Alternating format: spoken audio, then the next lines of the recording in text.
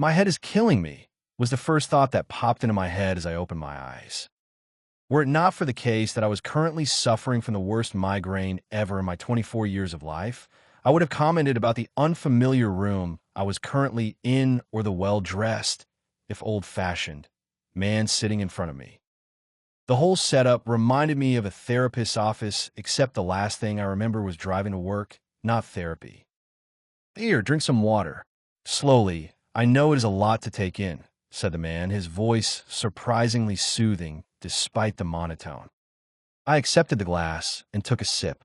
No sooner had the water made its way down my throat than the pain and mental fog plaguing me cleared away. With my newfound clarity, I arranged all my thoughts in a neat little timeline and came to the obvious conclusion. Oh, I'm dead. It was all I could say with the memory of an 18-wheeler on a head-on collision course with my car, still replaying in my mind. So you are always ashamed to see a life end so soon, the man said in a monotone but not unkind voice. Now, I request your cooperation in filing the paperwork for your next life, and I will send you on your way. He motioned me to keep sitting in the chair I was on and bent down to dig up what I assume would be forms or whatever is the equivalent of it in this place. I have so many questions. Are you God? Am I being sent back to Earth? Will I be sent back as a baby to the past or the future? I'd gotten over the absurdity of the situation, no doubt helped by the water this man, this entity, offered me. Stripped of my fear and at peace with my situation, all that was left was curiosity. It's not every day that you meet God or the equivalent. Calm down, little lady. I assure you, in the grand scheme of things, I am no more interesting than your average clerk. But to answer your questions, I am not God. No, you are not being sent back to Earth.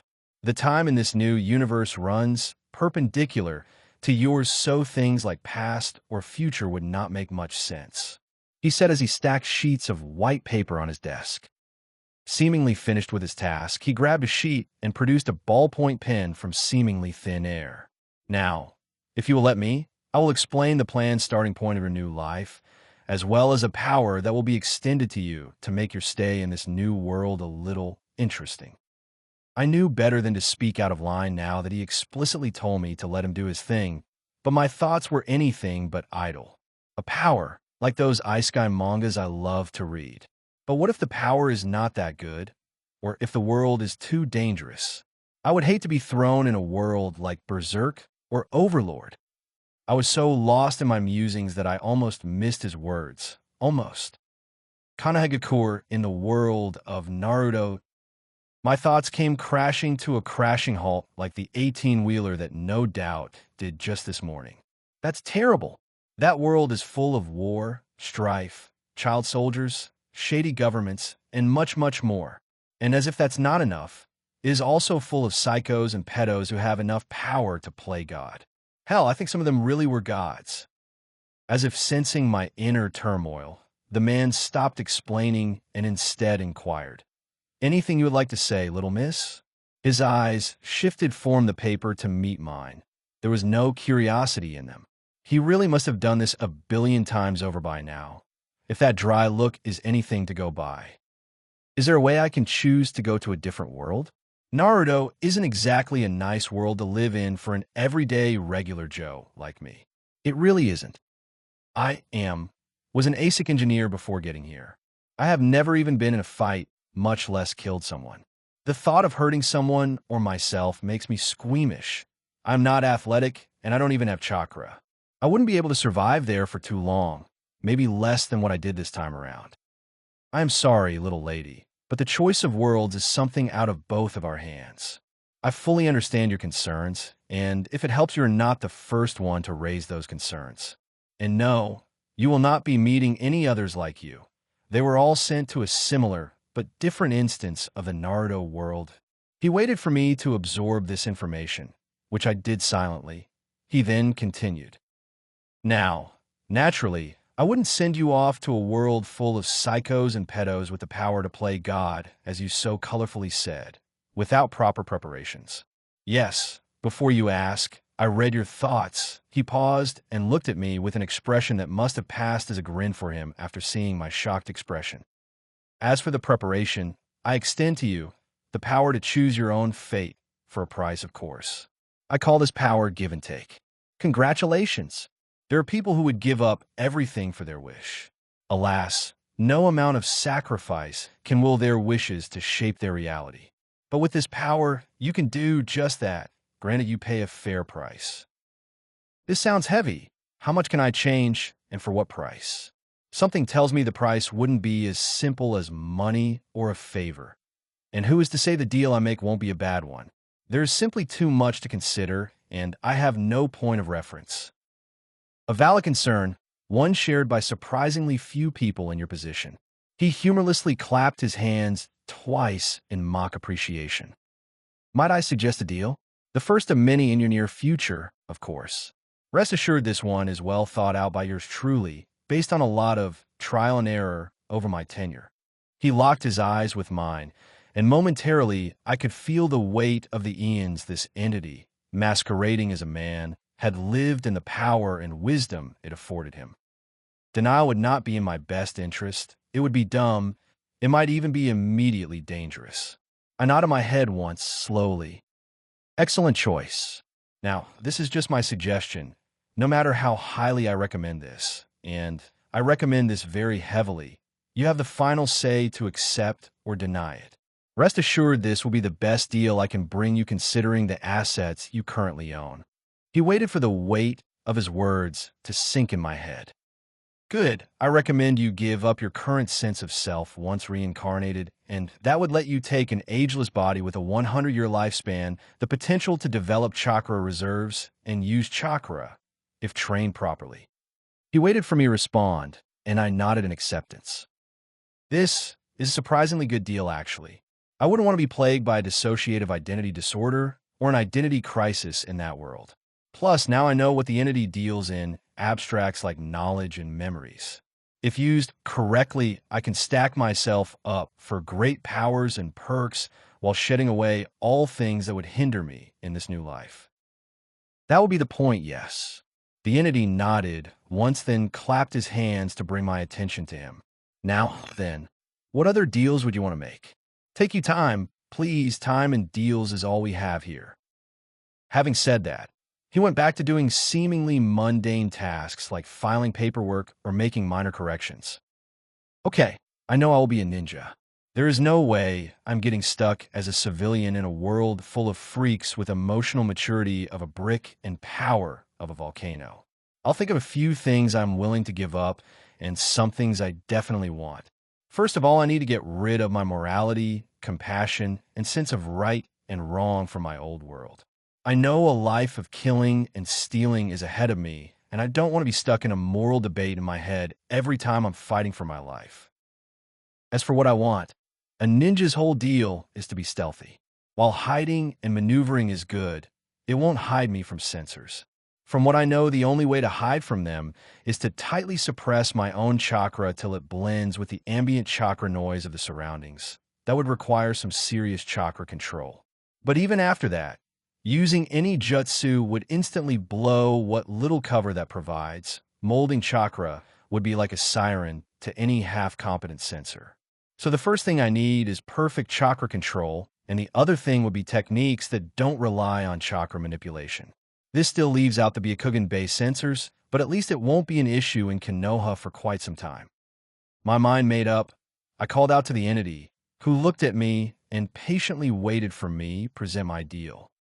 I want to have perfect control over my chakra and techniques that can be used like ninjutsu, but without molding chakra. I am willing to give up my current sense of morality, compassion, and such once reincarnated. I waited for him to respond. From the looks of it, he was mulling over the price of what I am giving up against the price of what I wanted. That little lady would not be a fair exchange. You give too little and ask too much. He finally said, after what felt like minutes of him thinking. You wish to take the power to hide and strike from the shadows at others. It's only fair you give up the same, is it not? He took one look at my confused face and continued. How about this? I will now give you the best deal you can possibly get that aligns with both your wish and my rule. The price will be nothing more than what you currently have, I assure you. He was much more familiar with this process than me, so I prompted him to put forward his deal. I provide you perfect chakra control. With this you can hide, like you wanted, among many other things. I also provide the ability to manipulate the 5 elements of the Naruto world without molding chakra, but only 10 kilograms of earth, wind, and water at a time, or cover an area of 10 squared with fire and lightning. This would let you strike at others from the shadows, like I said. Okay, the chakra control is sweet, no doubts about it. But the elemental manipulation is not very strong by the looks of it. I mean, Madara was dropping meteors on Earth multiple times. But it is lethal. I can think of a few things. I'll just have to be very creative with its usage. I'll accept this if the price makes sense to me. No sooner did I stop thinking than the entity spoke up. Yes, the price. You now have the ability to hide and strike unknown. It is only fair you let others do the same. I would require you to give up all of your knowledge of your previous life, all relationships, all education, the language, and naturally, the plot of Naruto. Let hiding snakes and organizations hide and strike at you, with you none the wiser, just like they will be when you retaliate. The entity concluded with his equivalent of a grin, which was little more than a neutral face. That's insane. That's like walking into a minefield blind. Walking with eyes would be bad, but walking blind is certain suicide. But then again, I need those powers if I am to survive. After thinking about it for a solid 10 minutes, I was done. With a frustrated growl, I slammed my hand down on the entity's desk. Screw it. I accept. Quite the outburst. I know the deal was not something that was easy for you, but please do be mindful of the papers on my desk. He said in the same monotone voice as ever, but I could feel his frustration on having his paperwork messed with. He would have gone back to his work had I not made the next request. What would I have to give up in order to become more powerful with my elemental manipulations? If my manipulation powers are to be limited by the mass or area of effect, I might need them to get more complex to keep up with the threats I'll encounter down the line, or maybe combine them to get different effects. I'm not asking for existing bloodline limits. I have my own idea to better use the combined elements. I asked the entity, and he again went into what I dubbed his cost-benefit analysis mode. I must first congratulate you, little lady. You are the first to not request bloodlines like with Style, or Sharingan, or Uzumaki heritage, and so on. But the path that you have chosen has the power to bring destruction, the type of which this world has never seen before. Yes, even after the earlier limitations placed on your abilities of elemental manipulation. At worst, it could lead to events that would render the world an irradiated wasteland or creation of a singularity on the planet. Wow, I mean, that's a good sign. I'll take whatever ensures I can survive against monsters like Madara, Kagaya, Pain, whatever. I could think of some nice applications right now by combining some elements. But if the previous deal is anything to go by, the price for this will be very high. The entity waited for me to finish thinking and then started speaking. I cannot upgrade your elemental manipulation directly from the very start, due to the danger it will bring to the world. But if you were to give me 20 years off of your 100 years decided lifespan, I can add an upgrading clause to your powers that will let you pay a price, and then you can manipulate one more element seamlessly at the same time than you previously could. This will, by no means, be a cheap price to pay. Every time you want to learn to combine more elements together, I will take 20 years off of your remaining lifespan and something of value to you. This thing will always be abstract, like your hate for love or your relationship with somebody. He looked me in the eyes and said, "The power you desire will kill many. It is only fair it harms you too." In effect, the first time of you paying the price would see you being able to seamlessly control any 2 of the 5 elements and use them to whatever effect you can conceive of as long as it aligns with both the elements. The next time you pay the price would see you manipulating any 3 elements at the same time, and so on. While the price is steep, so will be the increase in your prowess and lethality. God damn it, why can't things ever be easy? But still, 80 years of life is too old for a ninja. And if I'm not powerful enough, I'll die either way. Better to have the option and not need it than to need it and not have it. Yeah, I'll accept. I didn't need to vocalize my acceptance. and neither did the entity when a sharp pain in my gut confirmed that I lost 20 years of my 100-year lifespan. Lost 20 years before even being born. That's funny. By now, me and the entity had fallen into the rhythm of me giving a proposal and him giving a price. Then he would wait for me to accept or deny. By the end of it all, I made a couple more deals. I took the ability to sense chakra and an instinctive knowledge of learning the intent of people. After all, it wouldn't do to get stuck with vultures like Danzo or Mizuki when I'll be young and impressionable. I had to give up the ability to ever be able to use ninjutsu other than the Academy 3, clones, replacement, and transformation, and the body flicker ever in my life. The reason the entity gave was something about me willing to take on so much information makes it fair for me to give up on some other information. That was a very steep price to pay. I will never be able to use the Rasengan, Hiraishin, summoning, etc. But in the world of Naruto, the ability to sense chakra and intent was going to be supremely important. Just because I won't remember the plot after reincarnation doesn't mean I won't prepare now. I'll just need to be incredibly smart in my application, or I'll be dead in heartbeat. Unsurprisingly, my last deal was to get me high intelligence in the next life. The price was me being so ugly and unsettling to look at that I would become a village pariah.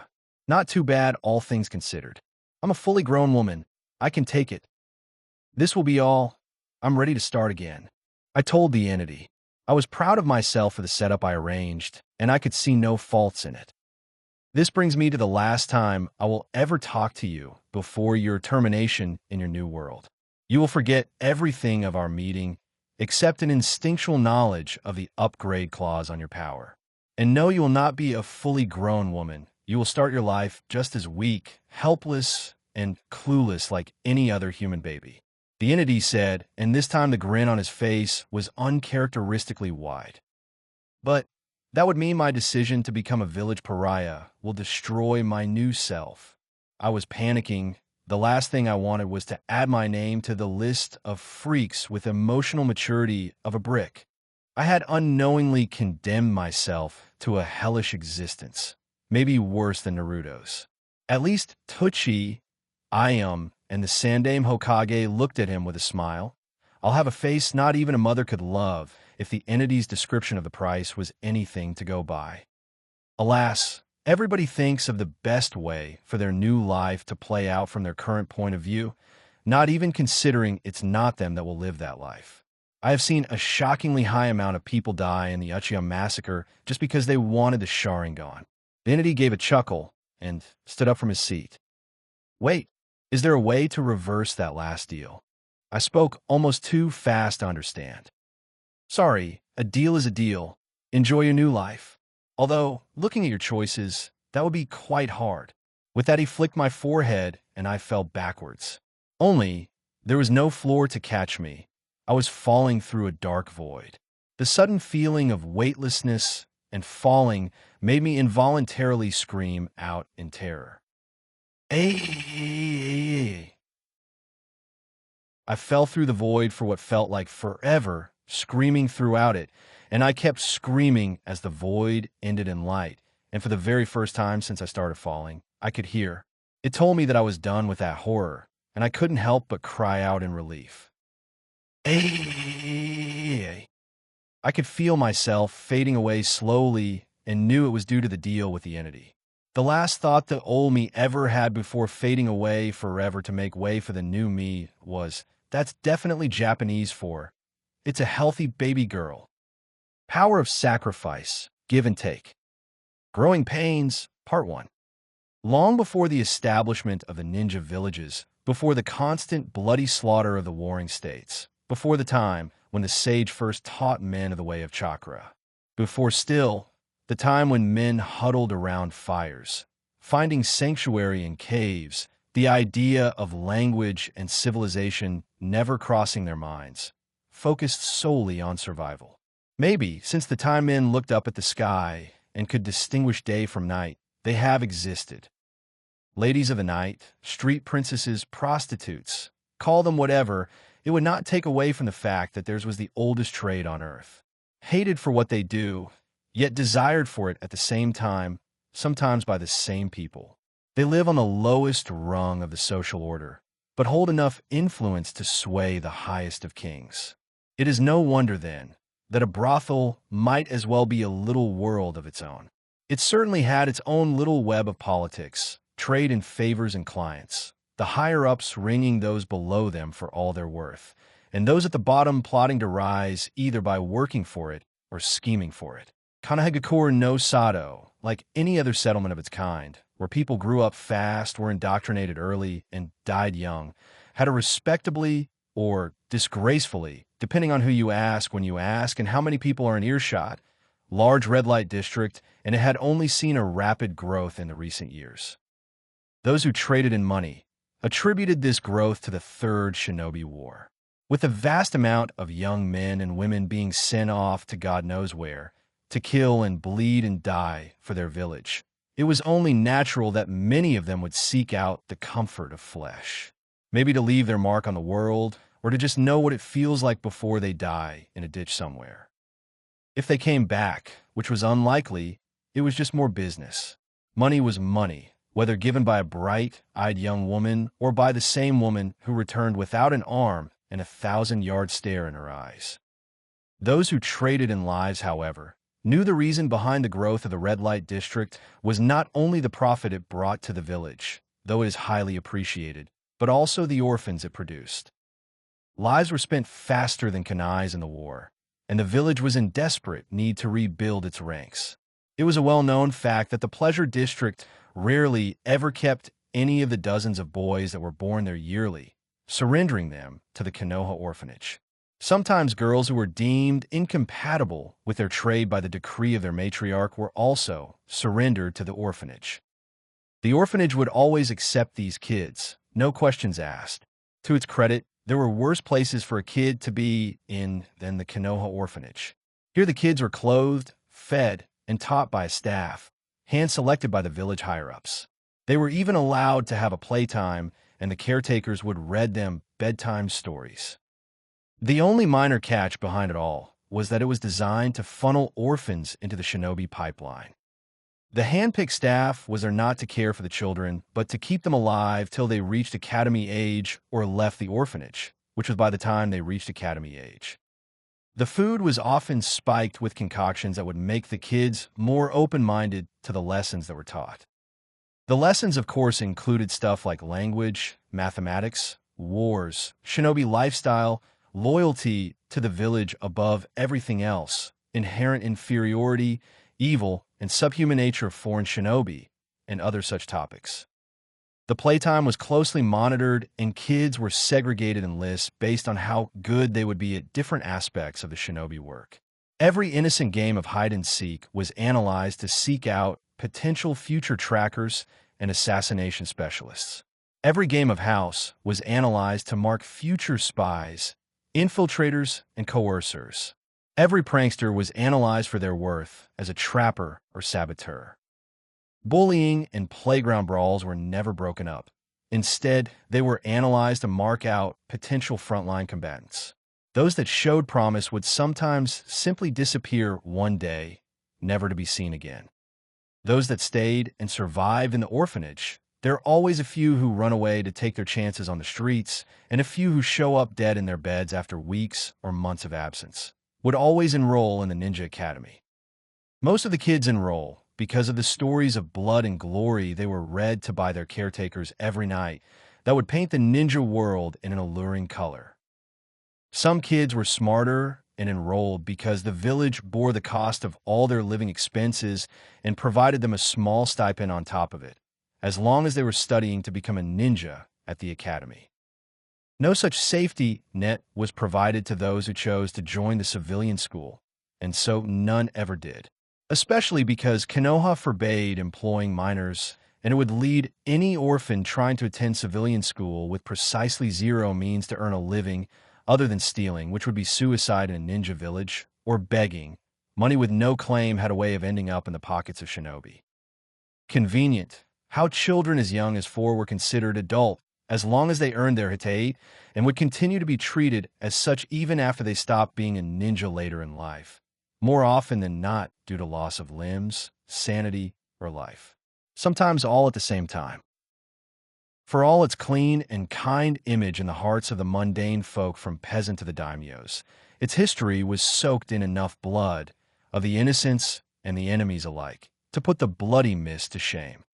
Very recently, this lesson was rather brutally imparted to a Wagakure by one Namikaze Minato, better known as the Yellow Flash of a Leaf or the Yondaime Hokage, all for the low price of crippling IWA for a couple of generations.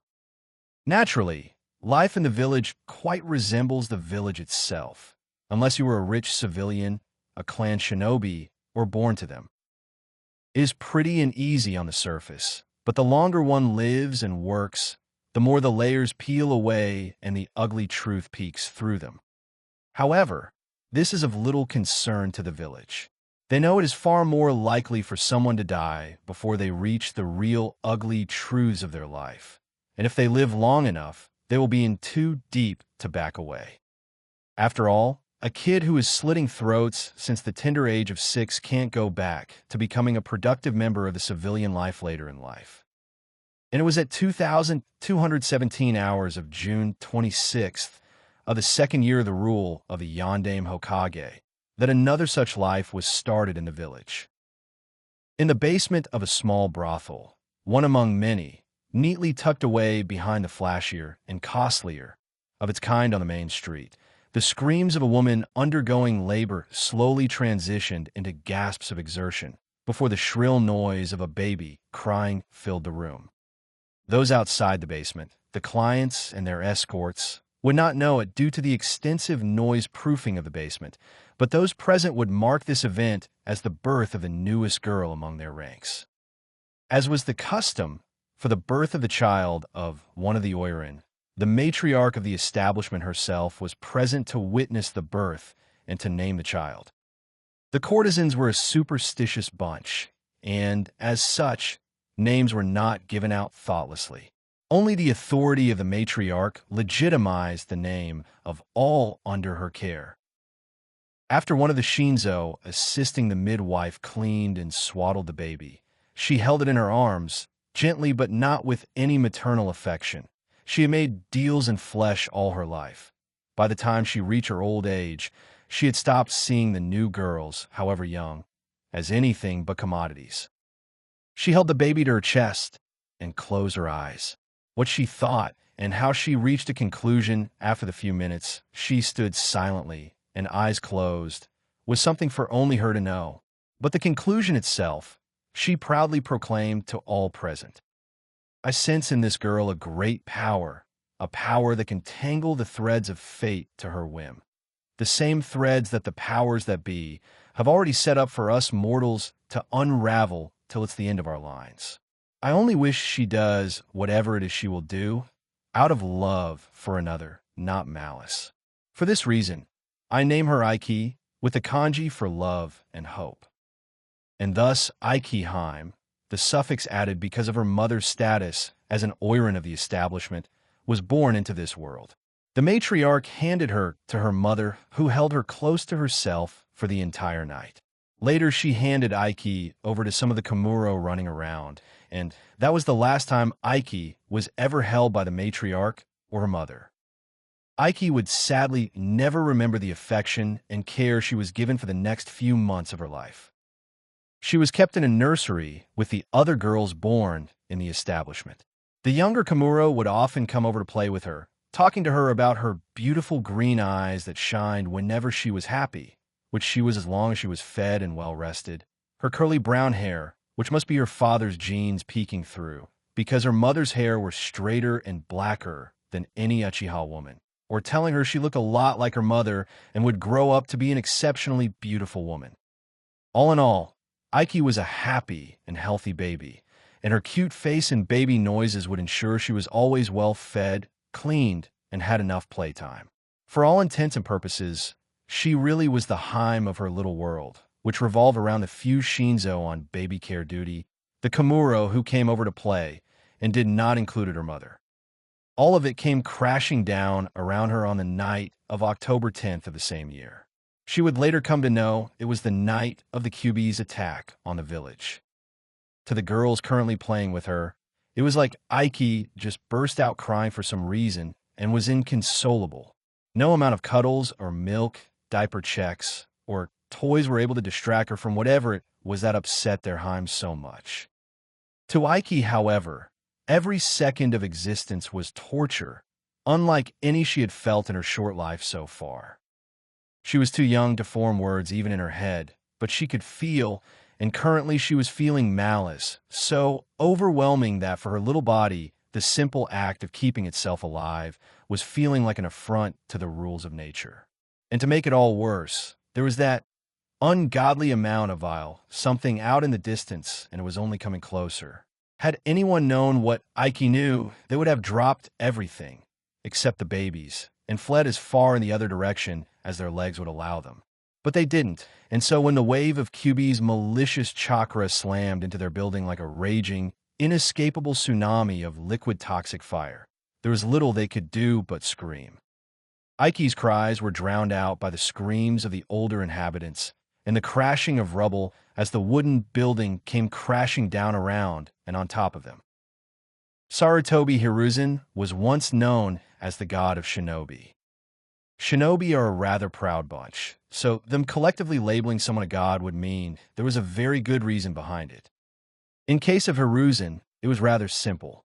On the fields of battles during the First and Second Shinobi Wars, he alone had killed enough enemy shinobi to make it look like God disapproved of the enemy maneuvers. He was faster than any thrown weapon, had the counter to any jutsu thrown at him, impossible to ambush with his speed and sensing jutsus, impossible to detect with his stealth jutsus and chakra control, and finally he was not only smart enough to choose the perfect counterattack, but also strong enough to make every hit lethal and rarely miss its mark. To make it even worse for his enemies, he had excellent crowd control and repositioning methods when paired with his friend and summon, the Monkey King, Enma. Kumo still sorely remembers that day, sometime after the Naidame Hokage's death, when reports of the newly appointed Sandame Hokage himself appearing in 10 different locations at the same time, perched high on top of an impossibly tall bow staff, had rained down a frankly comical amount of ordnance on their reinforcement camps. Justice, shuriken, kunai, paper bombs, anything that could kill if thrown fast enough, was rained down upon the camps till there was nothing alive, even tens of feet below the ground. The likes of this massacre would only be surpassed by the one his student Jiraiya's star pupil, Namikaze Minato, when he slaughtered thousands of IWNine within minutes. Kumo had lost their Jounin commander, around half their active Jounin, hundreds of Chunin, and even more Genin. Worse, these were fresh troops to be brought in to cycle out the injured and spent troops already fighting at the fronts. Since the knowledge of the Naidame Hokage's shadow clone jutsu had not yet made it out of Konoha, this brutal suppression of Kumo forces could only be compared by them to an act of God. A god that was angry at them and had chosen to smite them for their transgressions. Then, Sarutobi Hiruzen gave up the life of a full-time combatant and instead became a career politician sometime between the Second and Third Ninja War. Thus he took on the title of the Professor, to remind himself that though he had fight in him yet, it was his greater duty to use his mind and guidance to groom the next generation of Konoha, leaving the combat to the likes of his dear students, the legendary Sannin. While Tsunade would not step foot anywhere near the front lines due to her hemophobia, she was still indispensable for healing patients that were properly processed by other medics and leading the Konoha's field medic corps. There was no defense that was strong enough to protect from Orochimaru. Orochimaru also, almost single-handedly, carried Konoha through the constant wartime arms race. Any innovation or advancement made by the enemy was quickly analyzed by him, and its counter-designed and deployed by him with frightening haste. Not to be outdone by his teammates, Jiraiya made sure that any secrets that the enemies tried to keep would end up in the hands of the Hokage. And if Hiruzen wanted someone caught or killed, there was nowhere Jiraiya's target could run or hide. By the time of the Third War was nearing its end, He had reigned long as the Hokage and made many enemies. It did not help that he was getting on in years as well.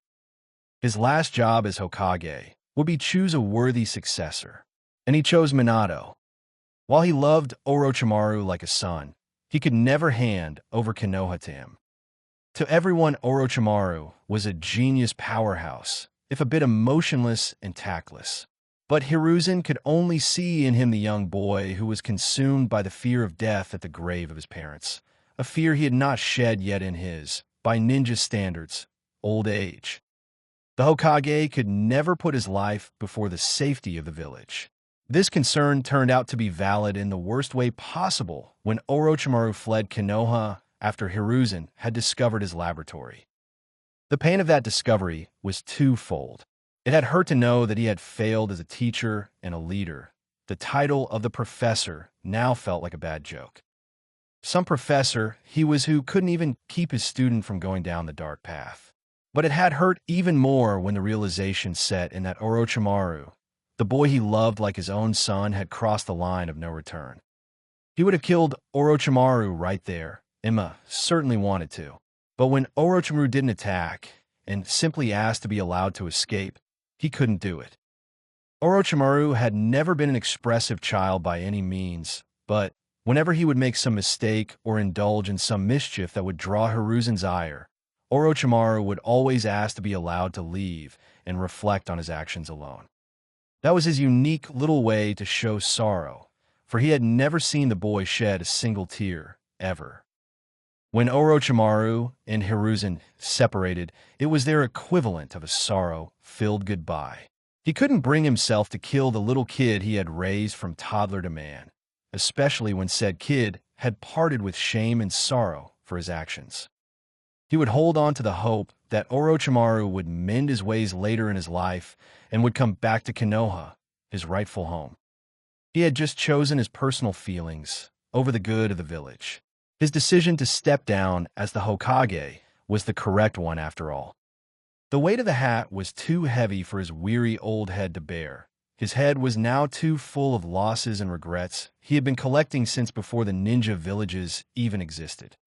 Minato was charismatic, intelligent, loyal, and most importantly, wholeheartedly supported by the population of Konoha. Giving up the hat to him was one of his best decisions ever. He was happy living his life as part of the Elder Council and pursuing his hobby of painting in his free time. But Kyuubi's attack on the village had thrown a wrench in his plans. The old professor had not yet forgotten his time as the god of shinobi, and had played his part in keeping the demon fox at bay. Everyone fighting on the front lines could see the shadow of a Sharingan lazily spinning in the eyes of the Bijou, and the ex-Hokage could only think of the political fallout and possible bloodshed this revelation would cause in the future for the proud Uchiha clan. But that was a problem for Minato to deal with, so he again shifted his full focus on the battle in front of him. Watching Minato and Kushina dead in front of him had hurt him just as much as Orochimaru's defection from Konoha. Minato was like a son to Jiraiya, and Kushina like a daughter. How would he react when he finds out? Hiruzen thought as he picked up Naruto from the ceiling altar. The thought of the baby in his arms, orphaned within an hour of birth, and forced to carry a great burden without any choice of his own. The boy, Naruto, would never lead a normal life. Too many lives were reaped by the demon fox, for the majority of the village to see Naruto as anything but the demon he carried. Knowledge of sealing wasn't easily accessible, even to ninjas, let alone the civilian population. Hiruzen would have wept at the tragedy of the situation, but he was still in shock. He had lost the love of his life, Sarutobi Bawako. He had lost the bright future of his village, Namikaze's Minato. The village defenses were at an all-time low, with the death of their Jinchuriki, Uzumaki Kushina. A sizable chunk of his village laid in ruins, and to add the cherry on this shit cake, he was the only Hokage candidate available to the village. Jiraiya was needed in the field to maintain his spy network. Tsunade was busy mourning in her own messed-up way. Orochimaru had defected, Kushina had died, Uchiha Fugaka would never be accepted as Hokage by the Shinobi Council after seeing the Sharingan in Kyuubi's eyes. Hyuga Hayashi was too rigid and cruel. Nara Shikaku was lacking in raw power, and so were the other clan heads. The village would have to make do with him, an unfit Hokage, for the rest of the foreseeable future. As the realization sunk in, Hiruzen felt every second of his nearly 60 years of life. Every wound he had ever received since he first wore the Hitayate of the Sarutobi clan and later Konoha ached all at once. Every failure in his life flashed in front of his eyes, and all he could think of was fleeing from it all. He grabbed Naruto and mumbled something about dropping the baby in the Konoha hospital to the nearest AMBU, and without waiting for a response, took off walking towards the Konoha Central Hospital. Running would take more effort than his weary bones could manage. It was lucky that he chose to walk instead of roof hopping, where he would have missed the faint and tired wails of an infant coming from the smoldering rubble of the building as he was crossing through the pleasure district of Konoha on the way to the hospital. Hiruzen didn't know how a baby could survive in what was essentially a coffin on fire. He was only thankful that it did. Enough lives were lost today, and the old Hokage wasn't sure if failing to save another life tonight, especially one so young and innocent, was something his sanity could bear.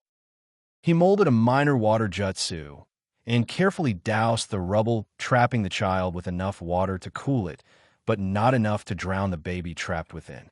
Sure now that there would be no backdraft, he swiftly knocked away the rubble and scooped the baby in his free arm. One was still holding Naruto. He looked down at the baby to assess its injuries. Despite his years on the battlefield, burning countless bodies to ash, despite his years as a politician, where the ability to keep a good poker face decided how much you can get for how little. Despite it all, he took one look at the baby, and his eyes went wide with horror, and his mouth ran dry. The child was burned badly, really badly. Third-degree burns covering every part of its, Hiruzen checks, her body. Only her beautiful green eyes were spared from the lick of the fires that trapped her till he came to her rescue. The damage was not only superficial, but internal too, if her raspy breathing was any indicator. Every hair follicle on her body was destroyed. He didn't know if she had any hair prior to this, but he did know that she will never grow a single strand of hair on her head, if she survived, that is. The only silver lining was that none of her burnt clothing had stuck to her skin. Only worldly possession she had left on her was a dented and warped piece of cheap metal. No doubt it was once a pendant, with what was apparently her name engraved on it. Ike Heim, Hiruzen read out in his head. Hiruzen did not waste any more time and body flickered to the hospital and arranged for immediate and appropriate medical aid for the two babies in his arms. Hiruzen stood outside the ICU for good 3 hours, waiting for the doctors to work their magic and stabilize the girl. Ike, the one life, no older than 6 months, he had managed to save that night. The village could function fine without an old man like him for a few hours. Finally, when the doctors came out and told him that the girl will survive, he let out a breathe he did not know he was holding. He instructed them to later shift her to the nursery where Naruto was being kept. His diagnosis was hunger, and cure was extra helping of baby formula. After necessary medical care was given to her, and walked out. No destination in mind, just sorting his thoughts. Both Naruto and Ike were innocent children. But life isn't fair, and people will always act irrationally when it comes to their hatred. Naruto will be treated like a demon because of the damn fox sealed inside him, and Ike will be treated badly due to her unfortunate appearance. His brain played the thoughts of both of them suffering in the future due to circumstances out of their hands. This time, the weight of the tragedy was too much. The sorrow he was holding back over the years was too much for an old man like him. Unseen by any eyes but his own, Hiruzen wept for the first time since he was a kid. Power of sacrifice, give and take. Growing Pains, Part 2.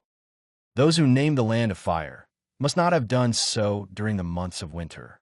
Or maybe they did, and just found humor in the irony behind naming a land covered in a foot of snow with winds cold enough to freeze off exposed skin and dry enough to shred the lungs, the land of fire. That was a cheerful thought. Winter in general was a cheerful time for the majority of Konoha citizens. People would huddle together with their families in their warm homes and indulge in warm and filling winter delicacies. Civilian schools would close, festivals would be celebrated, and businesses would grow. People would enjoy the snow and the chill for a few hours every day and then go back to their homes, and would do so for the 2 months when winter peaked. It wasn't a surprise, then, that winter was the favorite season of many in Konoha. For 5-year-old Aiki, it was hell. She hated winter with a passion, which was saying something considering how much hate she had in her little heart already. She hated winter because shops closed early, people bunched up, and food was scarce. Sometimes she wondered if running away from the orphanage was the best decision she could make. Her shelter was certainly better and warmer than her accommodation for the month, a shelter made up of sticks and cloth with a small fire in the middle of it, under a random tree in some random forest that divided 2 random Konoha districts. And the food she got there was better than the scraps she could scavenge off the dumpsters or swipe from some random shop or citizen. People certainly didn't throw stones at her, or chase her away, or beat her up in her cell. She didn't know who the demon boy was or why his name came up as often as it does when people chase her away and call her the demon girl, but nobody called her that in her cell. She stopped this train of thought, grabbed some firewood, and set it ablaze with a single mental command. She then picked some snow, willed it to melt under the heat of her palms like she willed the sticks to burn before. She proceeded to dump some of the water into a metal pot she had picked up some time back after some campers forgot to take it back with them. Rest of the water she dumped on herself and willed it to wash the dirt, grime, and dried blood off of her and then slide off her body and clothes. She sat down on a bit of softened earth that was created from the hard ground around her by her command and warmed herself with the fire she had started. Finished with setting up her base for the night and making herself as comfortable as possible, she put her pot on the flames and let it boil. As she tossed whatever scraps of food she could scavenge, steal, or trap that day into the boiling water, her eyes were busy looking at the soft orange evening sky and the white and brown of the forest around her. She might hate everyone in this world, but the world itself was something she loved very much. They would have never let her have her fill of the world. Yes, it was the right choice to run away from the orphanage. Aiki's survival was something of a miracle. Hiruzen Sarutobi, the Sandaime Hokage, had delivered her himself to the hospital's intensive care unit on the night of the Kyuubi's rampage through Konoha. But that wouldn't really add anything to the chances of the girl's survival. Not when a simple diagnostic jutsu showed that 90% of her body was covered in third-degree burns and her mouth and respiratory system was more soot than flesh.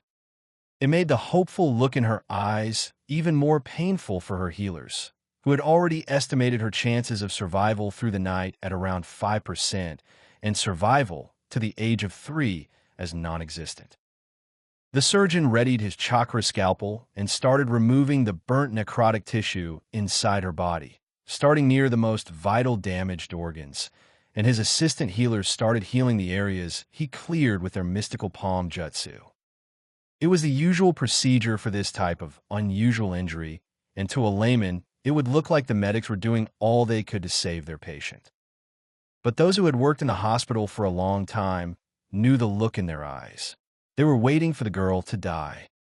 It was cruel, yes, but an experienced medic can take a look at the injury and know if the patient was beyond help. It was, after all, the first thing that is drilled into them. Trying to heal someone beyond human help was a waste of time, and time was not something they could afford to waste tonight. Not when the demon fox had rampaged through their village and there weren't enough medics to go around. It was a surprise to them then, when even after an hour of tissue removal and regeneration, the girl lived. It was as if her body knew it wasn't her time to go yet and refused to shut down till it was. Tissue regeneration was not without strain on the body of the patient. If it was, then no patient would die under the healing palms of a medic. But no matter how much of the dead tissue was removed from the girl, her body would always regenerate it back under the effects of the healing jutsu.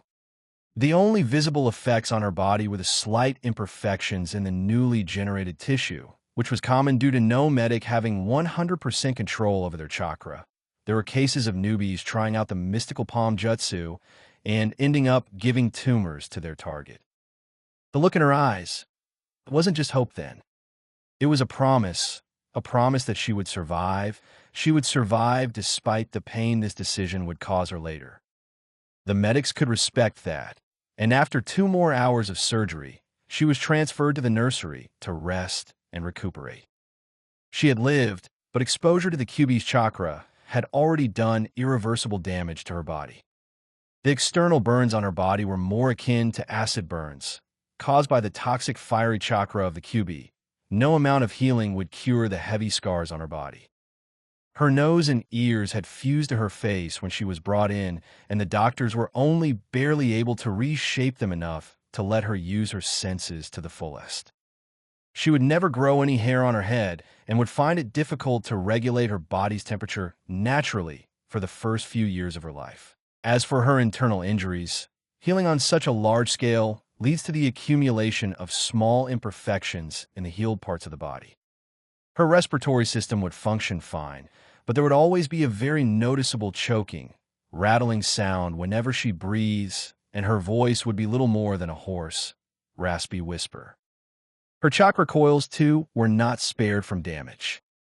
Overloaded by the Kyuubi's chakra, they would never be able to output a large amount of chakra. She could, later in life, choose to be a shinobi and expand her chakra reserves, but she would never be able to use anything but the most basic of ninjutsu. She would never be able to push enough chakra out fast enough to even form the tiniest of fireballs. She could, theoretically, still excel in the fields of jinjutsu or medical jutsu due to the delicate and precise nature of chakra output needed for them, if she ever got enough control over her chakra. But based on the current facts, the name Aiki would never be connected to a ninjutsu mistress. The future really wasn't set up to be kind to her. This fact was only proven right immediately when the nurse, a young genin, interning in the hospital in an effort to make it out of the genin corp, who was tasked with taking her from the operation theater to the nursery, let out an audible sigh of relief after putting her in a bed and doing the bare minimum to not have a child's death on his record. He couldn't have been happier to rid himself of her. It would be too soon for the nurse if he heard that unsettling death rattle of a breathing ever again. The oldest and only happy memory Aiki could remember was of her 4th birthday. No official records of her birthdays existed, so the day she took her first steps was marked as her official birthday, making her 1 year old in the eyes of Konoha's government. Due to her unique circumstances, Aiki was always kept locked away in a tiny room, wrapped in blankets to help regulate her body temperature. Her only window to the outside world was a male orphanage worker who would come to take care of her needs thrice a day.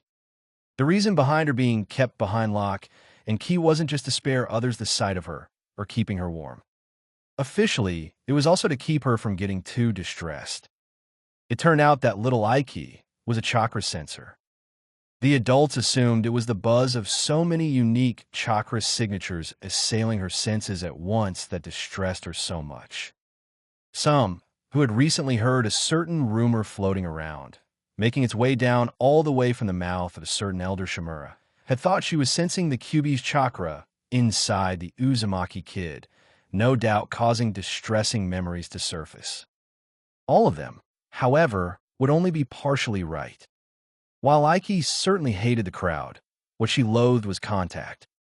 Every time someone touched her or she touched someone, she could feel her thoughts twisting in a way that was out of her control, making her think all kinds of things about herself. There were never any nice things. Sometimes they would tell her that she was so ugly she should hide forever, that she looked so scary that she should never have been born, that even being near her was annoying for others simply because she drew breath, that she was a monster like the books her caretaker sometimes read to her, never out of any affection, simply because the village needed the kids to learn how to read and write. The worst thoughts were the ones that started with making her feel pity for herself, then made her think that it would be better for her if she were to die. By the time the contact ended, which really only was a few seconds at most, and she could control her thoughts again, the damage would already be done. The thoughts of self-loathing kept piling in her head. A child's mind was not made to stew in hatred for self or to grow properly without receiving any affection. She would cope with her dark thoughts by turning them outwards towards others rather than keeping them pointed inwards at herself. She wanted to live, no matter how much others wanted her to stop. Who were they to decide, out of hate or pity, that she should die? She decided that she would live, if not for herself, then despite those who thought her existence an affront against nature. When this thought took root in her little head, she gave up the hope of ever being loved by anyone and started assuming the worst of everyone. It was not a healthy way of coping with the issue, but it was all her kid brain, no matter how smart for her age, could come up with. She had no strength to lash out physically, so she would lash out verbally. Since the day she could speak, which was remarkably sooner than the average kids, a significant portion of the staff thought this genius was wasted on a wreck of a person like her. She would promise violence against those who so much as dared to approach her. The threats would be made up of words, spoken out between rattle-like breaths, and spoken in a raspy whisper. This would often lead to her getting beaten up by some kid or the other, often older than her, and in greater numbers. Each punch or kick that connected with her would not only hurt her body, but also her soul, with the whispers of hatred for her they carried. The more she got hit, the more she lashed out. It was a vicious cycle. When the pain got too much for her to bear, she would run away, crying to the first dark and cramped corner she could find to try to make herself as small as she could. The caretakers would note down her excellent control over her chakra, when she subconsciously compressed it as tightly as she could when physically curling herself into a ball. To her, it was her way of showing the world that she was here and she was alive, and she would do whatever she wanted with no care for the hate she got just for being the way she was from anybody. While liberating for her, it was also harmful, not to mention a pain to deal with. So, the caretakers decided to keep her locked away from others in a little room, to keep her safe from others, and to keep others safe from the knowledge that they shared this mortal plane with her. That was the case for a little over a year, till she turned 4. For the first few weeks of her solitary confinement, with no one to lash out at, no one that would react or take her threats seriously, that is, her thoughts festered and slowly turned self-destructive. One day, at some random time, with no deep thoughts put behind the decision, she simply decided to stop breathing and held her breath. This plan worked out well for some 30-odd seconds, but ultimately failed when her body pushed for her to start breathing again. So she came up with the best solution she could based on the resources she had available. The room was carefully stocked to have no choking hazards or small things that could block the nasal passages, to the problem of air rushing back up her nose.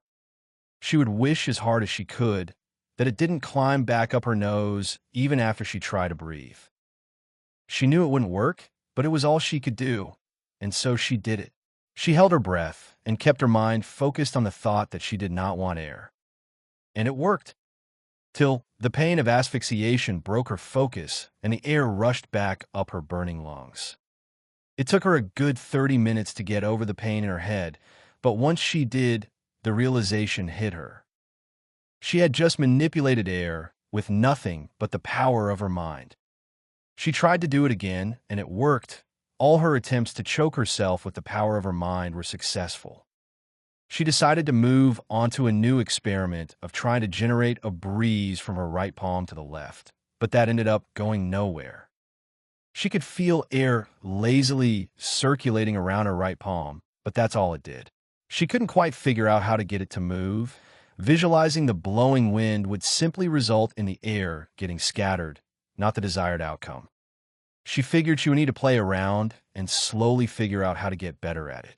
And play around she did, which after a few more months of her imprisonment led to the situation that again expanded her power. On that day, her caretaker, jailer, caught her staring at him with eyes that, in his humble opinion, did not belong on a pest like her, their beauty wasted. His hatred for her was not completely out of her horrifying looks, her unsettling breathing, or her voice that sounded like a torture victim. Majority of it came from her nasty attitude. But the composition of his hatred mattered little. It did not matter if he didn't hate the girl like a monster that should die, like the kids in the orphanage, and only like a pest that should stay hidden away from society. He hated the girl all the same, and the girl knew it too. That only made him hate her more. When asked why she was staring at him so intently, Aiki's answer, "Wishing you don't breathe anymore," pissed him off enough to dump the glass full of water he had kept on her bedside to last her through the night, right on top of her head. He knew Aiki lost body temperature fast and easily, and thought a night of shivering would be a fitting punishment for her. Though calling it a punishment would be unfair because he inflicted this harm without the goal of teaching a lesson. It was just him putting an animal in its place. He didn't care if she died of hypothermia. He would be doing the world a favor. Cold and wet, Aiki knew no amount of screaming or crying would get anyone to notice her worsening situation. Actually, they would notice, but no one would come to help her through it.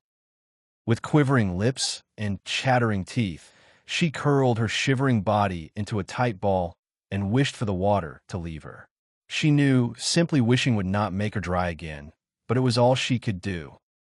And her wish worked. She willed the water away from her clothes and body, and it slid off her and onto the floor below, where her feet touched the floor, leaving her dry. She was still cold, but it did not pass her notice that just like wind, she could control water with her mind as well. The next logical step for her was to wish for heat to warm her body that was already showing early signs of hypothermia. She pictured a flame in her mind and focused on it, and it worked near instantly. The pocket of heat that surrounded her body was both a comfort and a surprise. But it made clear to her that she could manipulate the 5 elements she was told about with but a thought. This she confirmed for Earth when the ground beneath her feet grew softer or harder to suit her whims, and for lightning when she collected more static electricity charges on her body than she ever did using a balloon any time in the past. She used these charges to touch and subsequently shock her caretaker when he came back the next morning to collect the now empty glass. To her delight, only her caretaker was hurt by the sudden discharge of the charges she accumulated. That little stunt, followed by her satisfied smirk, caused him to manifest his hatred as apathy towards her. He never reacted to her after that day, always ignoring her. This caused Aiki no small amounts of distress, and when her only window to the larger world chose to ignore her, she started becoming more and more grumpy. Every night, she would pray out loud for more power. Power enough to hurt those that wronged her, power enough to hurt those that didn't, power enough to hurt those she hates, which was everyone. She wished for more power, to be stronger, in the hopes that those who heard her wish the first time would hear it again and grant it too. This constant stream of thoughts was the only reason she didn't lose the ability to coherently chain words together into sentences. Turns out, there was someone out there who heard her prayers, but it wasn't a benevolent God who would grant wishes. It was more akin to a businessman who would take something from her for every bit of strength it would give her. Her prayers for greater powers were met with a weird stirring in her gut.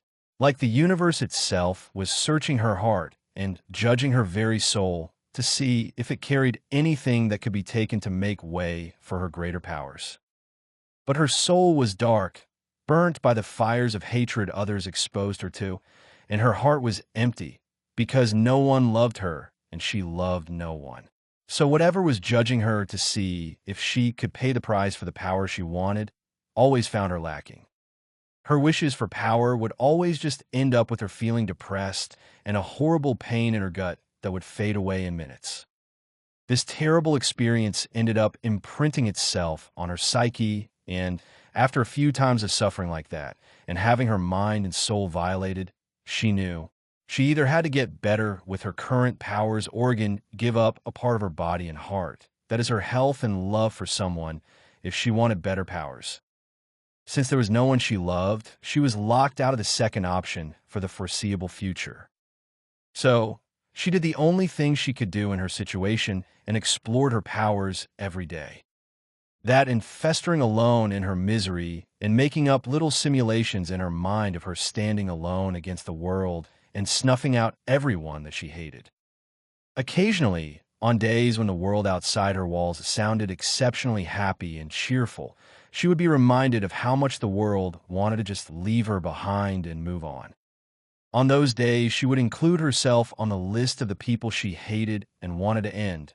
The knowledge that love and happiness existed everywhere in the world, but it would never find her, made her depressed. She would bounce back from it quickly, her anger at the world cemented further, and her resolve to outlast everyone strengthened. After months of adjusting to this new way of life, it was only her heart and soul that raged at the world around her, not her body. Outwardly, she was much calmer now, rarely speaking and never raising her voice. She even stopped leaving her bed for the most part, in the months before her 4th birthday. The only noise that came from her room was the rattle of her breath. That, and the faint sound of breeze, no matter how much the staff checked her room for the source of it, they never found any, or spilled water. The caretakers mistook her continued calm behavior as a sign of her being ready to be introduced to the rest of the world once more. They gave her some new clothes, and once she finished dressing herself, they opened the door to her room and let her outside for the first time in over a year. Once she was outside her little cell, they locked it up and left her standing in front of it to do whatever it was they had to. Aiki's mind took an embarrassingly long amount of time to get used to the new situation she found herself in. Having known nothing but her tiny cell for the majority of her conscious existence, the open world overloaded her brain. There was too much to keep track of with her eyes, too many smells overloading her nose, too much noise, the air tasted funny, she felt cold, and there was too much of that stuff that she learned to associate with every living being, just buzzing around in groups large and small all around her. She stood frozen in front of her cell door for a good half hour, her eyes out of focus and her mouth wide open. She thought if it would be better for her to be forever locked away, just like she was before this morning. Slowly, she made her way to the main gate of the orphanage's housing section. Each step was slow and cautious, as if moving too far too quickly from her cell would kill her. For any other kid who shared the orphanage with her, it was the way from bedroom to playground. But for her, it was her first steps into an unknown world, a world she knew hated her and wanted her dead at best or forgotten at worst. She wasn't sure she wanted to forego the safety of her cell. That was till she walked out into the open playground and looked at the vast blue sky and the wide world in front of her for the first time in her life, as far as she could remember. The sky looked down at her tiny form, but in its gaze she found no malice. Its touch would not whisper dark thoughts into her mind.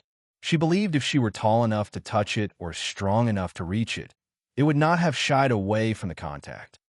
The world, too, she realized was too large to hate her. She could claim a tiny corner of it for herself, and it wouldn't even notice. It was a comforting thought for her, and it took her a few minutes of standing in awe to realize the obvious. She loved the world. She loved this world she was a part of. She loved it because it showed her that it didn't hate her. It was a low standard she set to earn her love, but then none before had met even that. She hated everyone in the world, but the world itself was something she loved. She would never go back to that wretched cell ever again. She would never be imprisoned, and she would survive as long as she could. With this, her next step was clear to her. She ran towards the orphanage complex's main gate and exit as far as her little legs could carry her. She didn't want to be confined to her cell again, and the cell was the only thing she could describe the orphanage as after her year-long solitary confinement. When the civilian gate guard tried to intercept her by grabbing her arm, she commanded fire, through her mind, to raise the temperature where the man held her and easily burned his palm. His touch had made her experience a new wave of self-loathing, so hurting him had felt good to her. Still, She didn't waste too much time enjoying the guards' screams of agony. Instead, she used that time to run far, far away in a straight line into the forest that surrounded the orphanage. She spent the next 2 days starving in the forest, hiding the best she could and keeping her ears strained for anyone that might have come looking for her. Nobody ever came looking for her. She simply wasn't important or well-liked enough for anyone to investigate her absence. She was simply one of many failures who couldn't survive in the orphanage and chose to either run away or died. She was currently part of the first group of failures, but even at her young age, she knew she was on her way to becoming a part of the second group if she didn't find anything to eat quickly. The only good thing about the orphanage, to her, was that it taught the kids to be independent. So she started surviving the best she could. She would steal food off of people when they were alone, or shops when they were unattended. Whatever she couldn't find by stealing, she would find by rooting through garbage and dumpsters. Her lifestyle didn't exactly endear her to the Leafs population, and her appearance didn't help her either. If caught, she was often beaten up, kids would often pelt her with stones, and everybody would call her vile names. The fact she would often hurt her attackers by burning them or electrocuting them on touch whenever she wasn't faced with superior numbers had led to her being dubbed the Demon Girl. She was as hated as the Demon Boy now. People went as far as trashing whatever camp she would create for herself within the districts of Konoha to limit her menace in their neighborhood, forcing her to shift her camp in the forest that divided the various districts of Konoha. Even those were destroyed by people roughly monthly after they got fed up of her annoying their neighborhood. More often than not, only her powers kept her warm, comfortable, dry, and alive. People thought of her as a feral pest without self-preservation instincts or the capacity to learn, but that was not the case. Her time exposed to the open world had made her aware of her sixth sense. She had a way of sensing people before she could see or hear them. She would use this sense to make sure she never messed with the people with heavy presence. Ninja, the people would call them.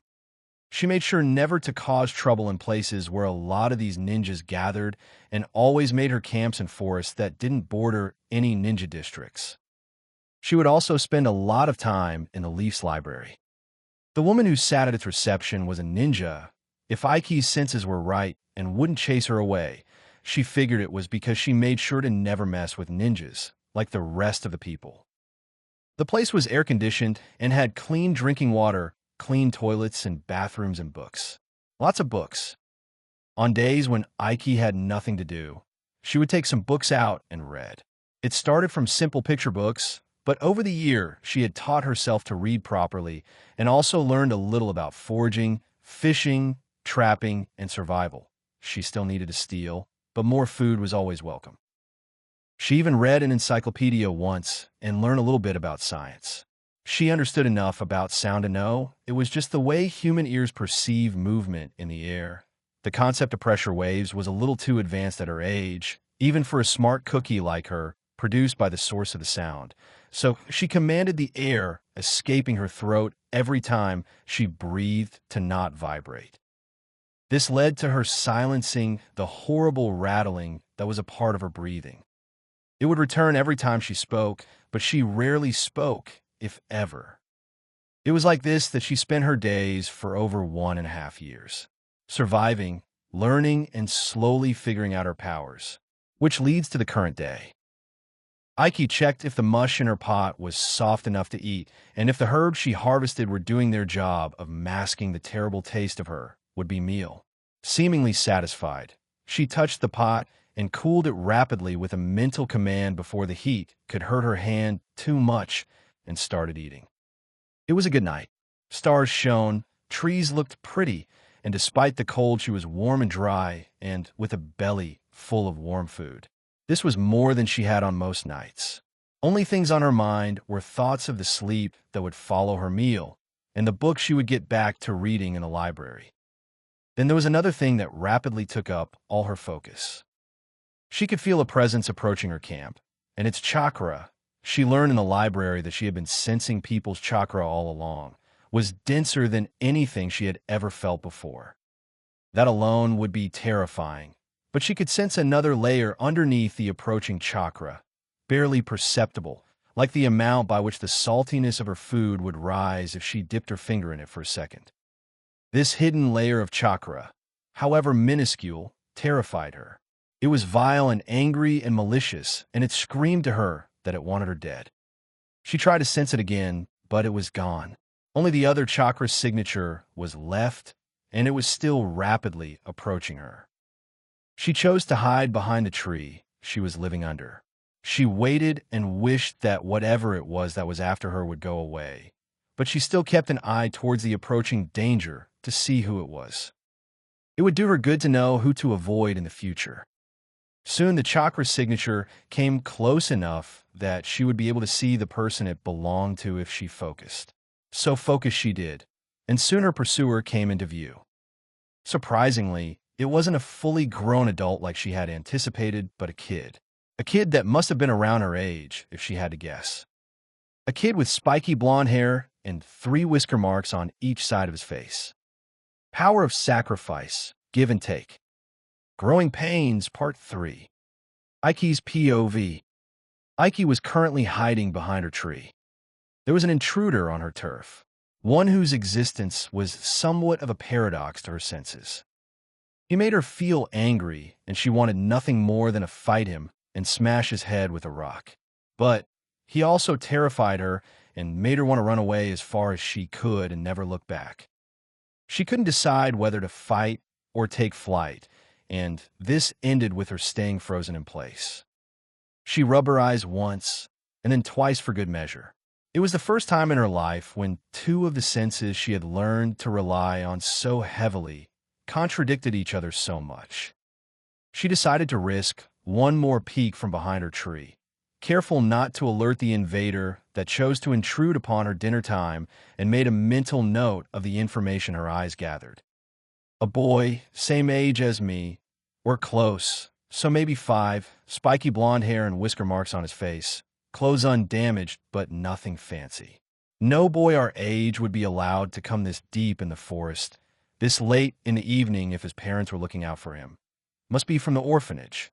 He looks goofy, he is too loud, he is clumsy because there is paint everywhere on his clothes, and he is out during curfew.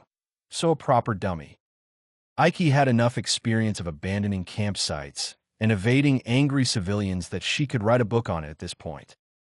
Beating up a dumb kid or running away from them was almost too easy for her.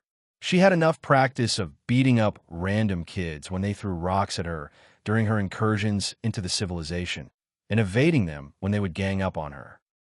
What she didn't have the experience of was pitting herself against a ninja, people with chakra denser than her usual targets. She had learned a lot about them through the library books, and a little through the word of mouth of the people who would threaten her with setting the ninjas loose on her.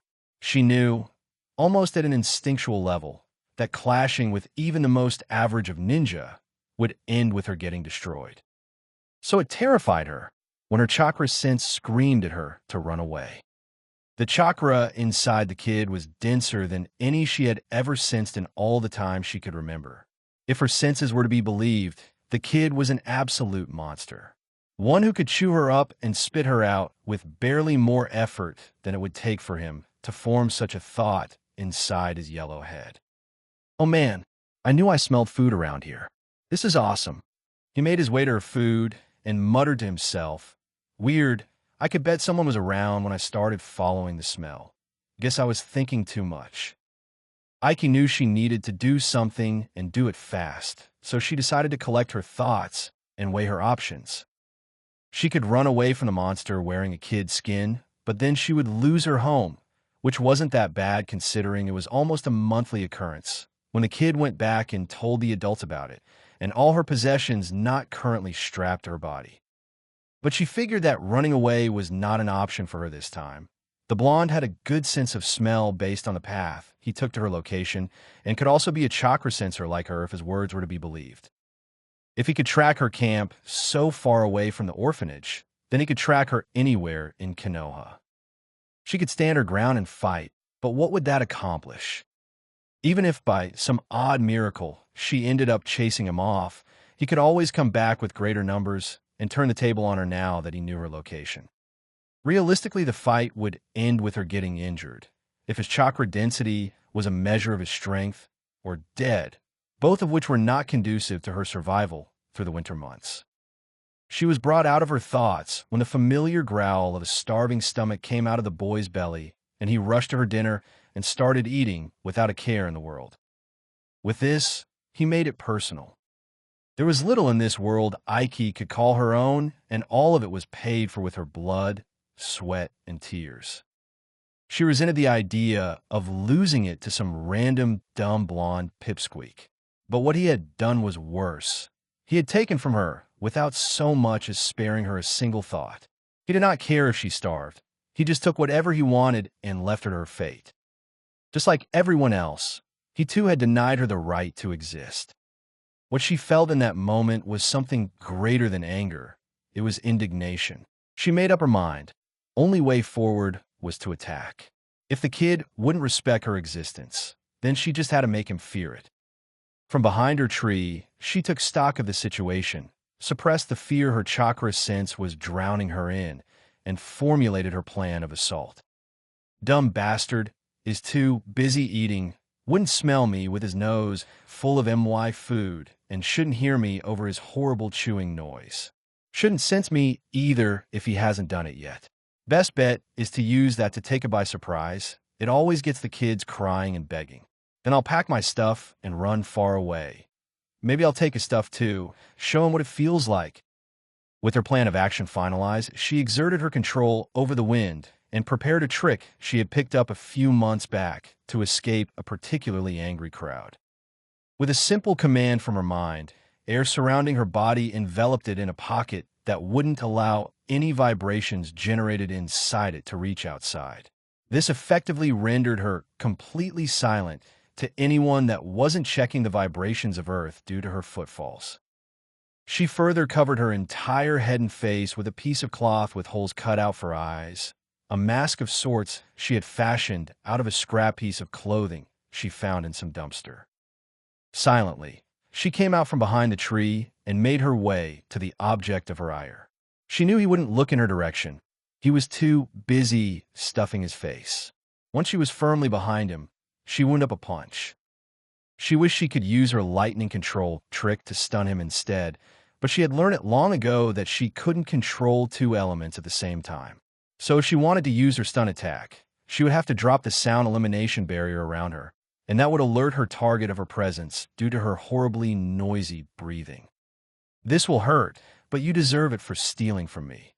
With this thought, she let loose her hand and delivered a massive punch to the head of the blonde kid who was too busy decimating her dinner to see it coming. It obviously caught him off guard because it sent him sprawling on the ground as he dropped whatever little food was remaining. He yelped in pain, clutched his yellow head between his forearms to protect it from further harm, and started flailing around in pain. He regained his footing quickly, something which greatly surprised Aiki, and stood up to face her, face twisted in anger and pain. "What was that for?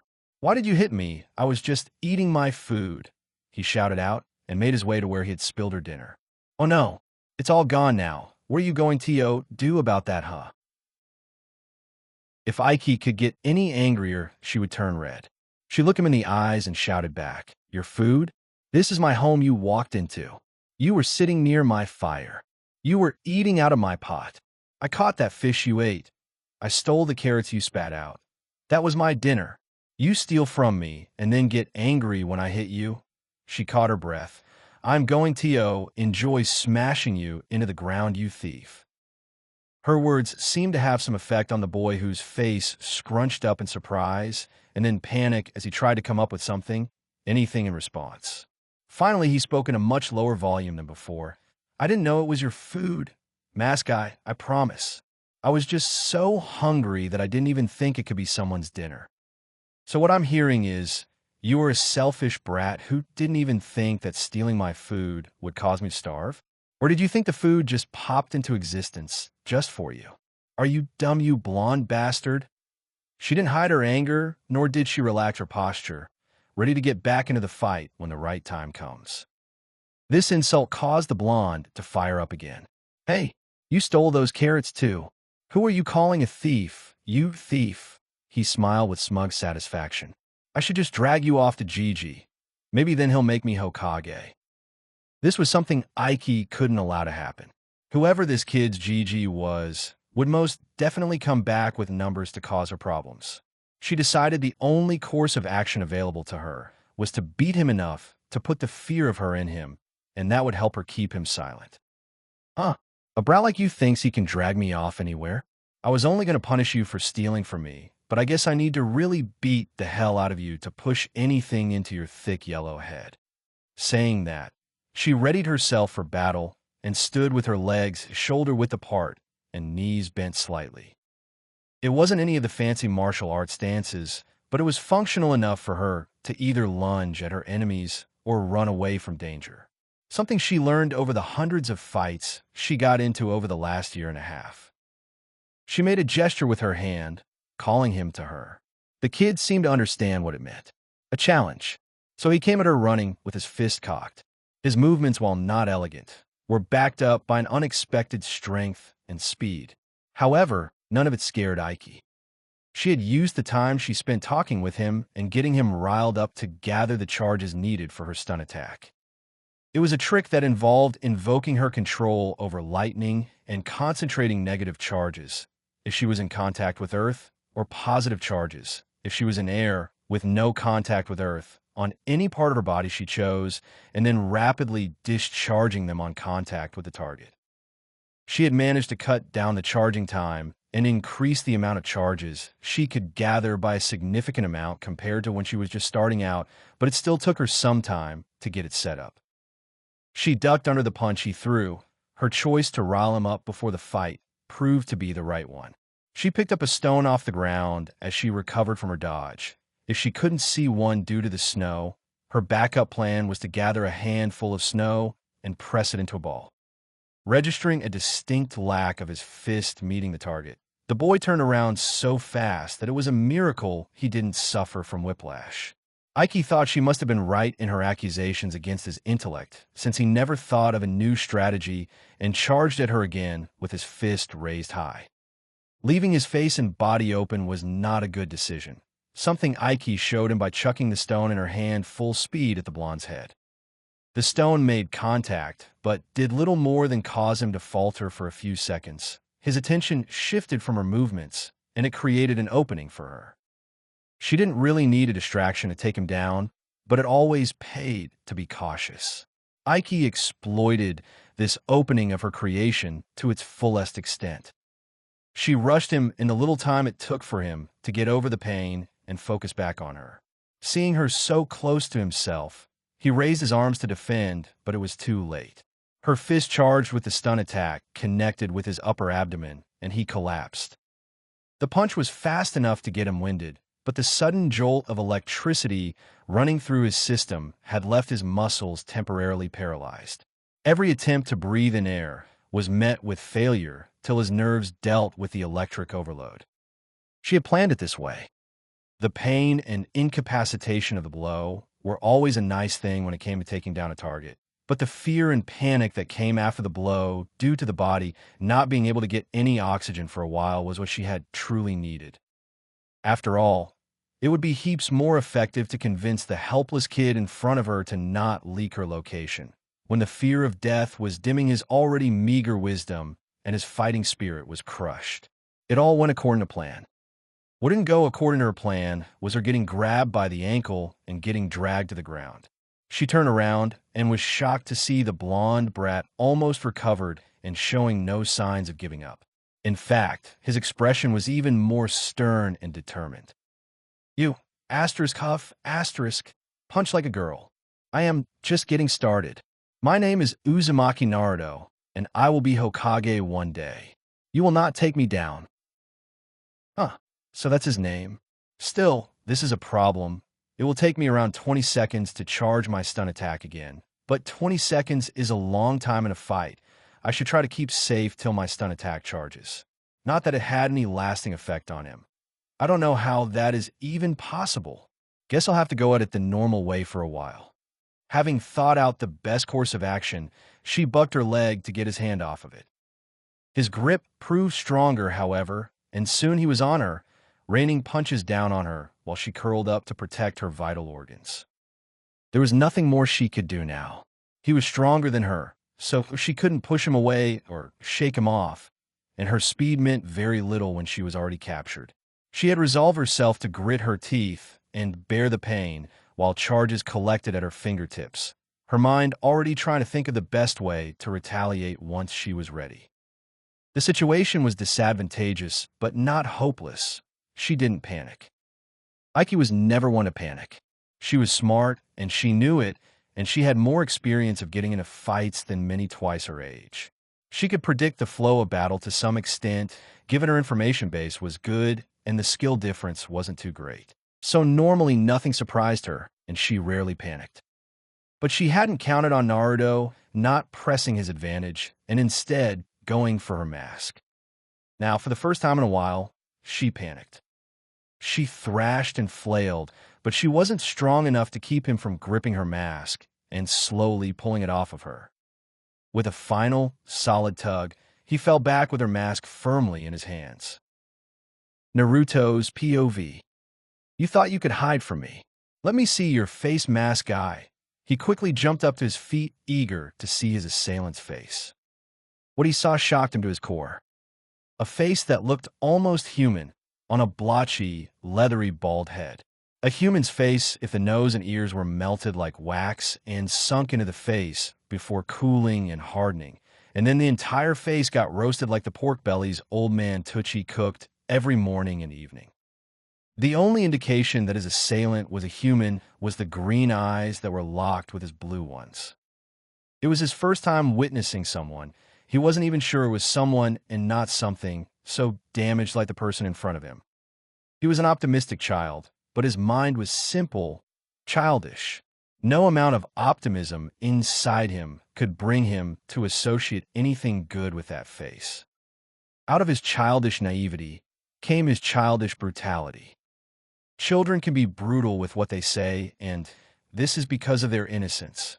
His childish brain couldn't comprehend such a horrible fate befalling a good person, so he decided that the person in front of him must be someone bad, someone who deserved it. He was shocked and afraid, and the first words that his mind conjured found themselves on his tongue before he even knew he was speaking, much less thought about what he was speaking. Why you are an monster, aren't you? Why you must be living here in the forest alone because you did something bad. Yeah, that's IT. I'll take you down. He had said it more to gather courage for himself and less to aggravate the monster. He had expected the monster in front of him to rise to the taunt and say something villain-like. What he didn't expect to see was the light dim in its eyes. That, and the tears running down its face. Aiki's POV. What was it that she did wrong? She had only ever stolen from others when she was desperate to survive. She had never picked a fight with anyone who didn't antagonize her first. She had never killed anyone. Lately, she never even spoke to anyone. She even lived far enough from civilization that nobody would see her face and wore a mask whenever she went to the library or to steal. Sure, she did it less to help others and more to keep her insecurities at bay, but she still did it. Today, too, she was just living in her home when this Naruto bastard came crashing, stole her food, and beat her up. He was the one who took her mask off. Why was she the monster in this situation? What did you call me? Her voice was barely comprehensible even to her because of her unfortunate respiratory condition. If the blonde responded, she didn't hear it. Why then does everyone call her a monster? Was it wrong for her to want to survive? That can't be it. Everybody wants to survive. She wasn't special. Was it because she acted and fought for her survival? That can't be it either, or everybody who ever targeted her would be just as wrong as her. Was it because she didn't want to feel ugly all the time and hid her face? She knew she wasn't pretty to look at. In fact, she was ugly enough to crack mirrors. But she never wanted to be this way. She wanted to be pretty too, like everyone else. She wanted to not be called a monster the moment someone laid eyes on her. Was that too much to ask? She figured it was. Yes, that's what she was doing wrong. She was trying to be what she clearly wasn't. She was trying to play human when she really was a monster. A monster that wasn't welcome in civilization. A monster that was the stuff of nightmares by visage and deeds. A monster with a black heart and vile whims. Yes, she needed to no longer play a human and embrace becoming a monster. Maybe then she will carve a slice of this world out for herself, where she could just exist without second-guessing the merit of her existence based on its impact on everyone else. This epiphany, however, could not stop the stream of hot tears that rolled down her bumpy cheeks. Each tear was the blood of dead hopes for a better future. You come to my home, you steal from me. You beat me up, you took my mask, and somehow I'm a monster. She burst out into laughter, but it wasn't one born out of happiness, not with her tears flowing freely. No, it was the kind that only ever emerged when a person in the moment of their greatest sadness understood the absurdity of their situation. After all, one can only laugh in their greatest sadness when their life is a joke big enough that only God can play it, even if it was played at their expense. Yes, you are right. I am a monster, and I'll kill you, she screamed with so much intent behind those words that Naruto froze for a second. That's all she needed. She launched herself at Naruto. It was tough for her to keep her fingers together due to the charge buildup on them, so she flared them out and palmed Naruto on the same place she had hit him before. He collapsed on the snowy ground again, but this time she did not give him a chance to recover. Before he knew it, she was on his back, pressing his face down as hard as she could while keeping her body out of the reach of his arms or legs. "You made me do this," she shouted as she put her hand on his back and exerted her control over the wind. This was a trick she had used on herself more times than she liked to admit. It was the first trick she had ever pulled off with her elemental manipulation, something she still couldn't pull off if her target wasn't directly in contact with her, and ended as soon as the contact did. She commanded the air to not enter Naruto's respiratory system and watched him struggle desperately to breathe. He couldn't speak, but she knew what he was thinking. She had done this enough on the few animals that would find themselves in her traps, and knew when the panic heated into anger. Anger boiled into desperation. Desperation cooled into acceptance, and acceptance hardened into death. She could tell Naruto was somewhere between anger and desperation right now. Soon it will be over. Except it didn't end. It got so much worse for her. It started with him twitching a bit more than she expected, but that itself didn't ring any bells in her mind. It wasn't like she had much experience watching people choke to death. Then came the growling and him throwing her off of him in a display of strength she knew he didn't previously have. This sent her brain into crisis mode, but she reasoned it could be a desperate near-death second wind he got. A corner animal fought the hardest. She knew that fact very well. She figured she would just need to subdue him again before ending him. Then, as a visible burst of acidic fiery chakra burst forth from him, she remembered what her chakra sense had told her before she got herself tangled in this mess. The kid in front of her was not a kid, but a monster wearing the skin of one. It was hiding its fangs and claws, but it could pull them out whenever it so pleased. And this wasn't a half-assed monster like her, a monster only in name, but in reality, just a little girl isolating herself from the world that hurt her too much. No, this was a monster that reaped lives like a scythe does wheat. This was a monster that terrorized generations before hers, and will keep doing it generations after hers.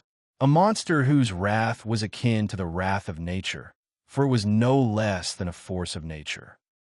She realized that she wasn't the hunter anymore. She was the prey, and the monster had just risen off the ground and had his eyes locked on her. She turned away and ran as fast as she could, but barely after lifting the leg that would have taken her first step away from certain doom, a clawed hand caught it. She didn't get to turn around before the grip on it broke her bone and the claws dug in her flesh, but she did get to scream. And scream she did, till she was lifted up and slammed on the ground. The only thing that kept her spine and neck intact was the thick and soft layer of snow. She saw Naruto slowly making his way towards her, eyes red, whisker marks more pronounced and jagged, teeth grown into fangs. He looked more of a monster than she ever did, and that was saying something. Aiki was a smart girl, and the irony of the situation did not escape her notice. She chuckled once, then twice, and then burst out laughing. "Why do you laugh? Are you that eager to die? Welp?" A voice she knew for a fact wasn't Naruto's emerged from his throat. In between barks of laughter, she slowly strung her words together. "You call me a monster, but you are one too, aren't you?" The red eyes of her executioner still bore into her soul, but he made no moves, as if prompting her to speak her last till she was satisfied. Aiki knew this would be the end of her. She had often thought of her own end. She was no stranger to the harshness of the world. She knew that the way she lived made sure that her life wouldn't be a particularly long or happy one. She was a smart kid and knew the situation she found herself in was ultimately inevitable. But knowing something and accepting something are two very different things. Her kid brain, no matter how smart, could not come to terms with the idea of her own end. Just because she knew it would happen didn't mean she accepted it. No, she liked living and didn't want to leave the world quite yet. Though she would never admit it, even to herself, her subconscious knew it well. She wanted to leave her mark on the world, just like any other person. She wanted someone to remember her. She didn't want to disappear from the world with no one to remember her, and without having done anything of note. Given the situation she found herself in, she figured the best she could do to fulfill that wish was to tell the demon in front of her the story of her life, and hope that he would remember her. She wasn't confident that he would, and she had prepared no final words, so she spoke the first thing on her mind. "Everyone told me I was a monster for as long as I can remember. Back in the orphanage, everybody liked to pretend I wasn't real, and when they didn't, it was to hurt me with their words or their actions. It went on for so long that even I started to think I was a monster. But now, thanks to you, I know what a true monster looks like. I just think it's very funny that a fake monster like me is going to be killed by a real monster like you." Her laughter only got louder and more fitful. "The fear of death has driven you mad, insect, but I too appreciate the irony of the situation." The demon's heavy, malicious laughter joined her own. She laughed till she couldn't anymore, and then she cried. The demon kept its red eyes on her, as if waiting for her to stop crying and make her move so it could strike her down. Maybe it wanted to give her the death befitting a monster and not the scared and lonely child she was showing herself to be. But that's exactly what she was, a scared and lonely child. Over the years, she had built walls around her heart, walls that not only protected her from the cruelty she was subjected to every day, but also hid her vulnerable heart from everyone. These walls were for protecting her from herself as much as they were to protect her from others. The walls hid the way her heart would hurt every time someone wished death upon her, lest they get the satisfaction of hurting her. The walls hid the yearning that would rear its ugly head in her heart whenever she watched kids playing together, lest she delude herself into believing it was possible for her to be a part of their happy lives. The walls hid the way her heart would burn in the fires of self-loathing whenever anyone called her ugly or a monster, lest her soul be consumed by the same fire. But seeing her life move towards such a pathetic end, tears in her eyes, emptiness in her soul, pain in her heat, regrets on her mind, and with not a single soul to mourn her after she is gone, these walls crumbled to dust, and for the first time in a long time, her heart was laid bare. Her true self was revealed to the world and her executioner. Yes, she was just a scared and lonely child, and she did what any child would do in her position: throw a tantrum. She shouted out her resentments to nobody in particular. "Why does everyone hate me so much? Why does everyone call me a monster? Is it because I'm ugly? I never wanted to look like this. I want to be pretty too. I want friends too. I want to eat and sleep and play like everyone else. Why can't I have that? Why do I have to die?" She raised herself off the ground enough to sit with her back resting on her tree, huddling closer to the small fire she had started earlier in the evening. She grabbed her bad leg with both her hands and folded it closer to her. White-hot pain coursed through her body, and she screamed out in pain. Moving the broken leg was not a good idea. Her pain turned to anger and she used it to push more of her words out. The demon in front of her felt significantly less scary now. His red, no, blue eyes looked sad upon hearing her words. He almost looked like the normal, dumb kid she initially thought he was. Does everyone hate me because I steal? But they hated me even before that. Do they hate me because I get into fights? But I never hit anyone before they attack. Is it because I'm mean to everyone? But everyone is mean to me too. I don't want to be nice to anyone because everyone hates me. She grabbed a fistful of snow and threw it at the demon in front of her as a display of her anger. The demon, to her surprise, didn't end her for this show of aggression. It instead stood there with tears flowing from its blue eyes and hands shaking. Seeing him crying, Aiki, too, couldn't hold back her tears. She had run out of anger and could no longer rage at the world and those in it. All that was left in her was sadness, and all she had left to do was accept her end. Am I really a monster? That must be it. That must be why everyone hates me. I'm a monster that just tricked herself into thinking she was human, she concluded between choking sobs. I'm a monster that's broken. I want to have friends. I want to be loved. I don't want to fight to survive every day. I don't want people to beat me. I don't want people to throw stones at me. I don't want people to look at me and think I'm disgusting. I want to have my own piece of the world where I can be alone and I won't feel scared all the time. I want someone to remember me after I am dead. That's why I have to die now, isn't it? I am a broken monster and a fake human. Nobody can ever love me. She looked straight at Naruto as she said these words and saw him walking toward her with shaky steps. So this was it then. He was coming to end her life. She had accepted it too. So she closed her eyes, tried to smile, stop her tears, and said her final words. Do it then, Naruto. Kill me now. But before that, know my name and remember it forever. That is the least you can give me in exchange for my life. With her eyes still clenched shut, she waited for either a finishing blow or a response from him. When neither came, she continued speaking. I was Aiki of Konoha's orphanage, and I was that for 4 years from birth till the time I ran away from that prison last May. After that, I was Aiki, the demon girl of Konoha, a monster, and I have been that ever since. That is my story. Remember it after I'm gone. Now do your worst. The end she had prepared herself for never came. When too much time had passed and the adrenaline that had rushed through her system in preparation for her demise had ran its course, she slowly unclenched her jaw, cautiously opened her eyes, and saw an unexpected scene. The demon, the kid, Naruto, was bawling his eyes out and leaning over her injured leg. He was trying to touch the injured limb, but kept retracting his hand, as if scared to not make the injury worse. Aiki was very confused and a little angry at this turn of events. What are you doing? Why not kill me quickly? Do you want to drag it out? Hurt me before ending me. She meant to shout these questions at him, but in her hurt and exhausted state, they came out barely louder than whispers. I am sorry. I didn't know what happened. That wasn't me. I am not a monster, he managed to choke out between his heavy and ugly sobbing. You were sorry? After everything that happened, you were sorry? You invaded my home and tried to kill me. What do you mean you are sorry? She spoke out in confusion.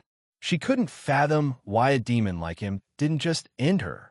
She couldn't wrap her head around the sudden change of his heart and figured it must have been a trick of his to get her to lower her guard. I am not a monster, and I didn't want to kill you. That wasn't me back there, the blonde kid shouted in desperation. I don't believe a word out of your mouth, you bastard.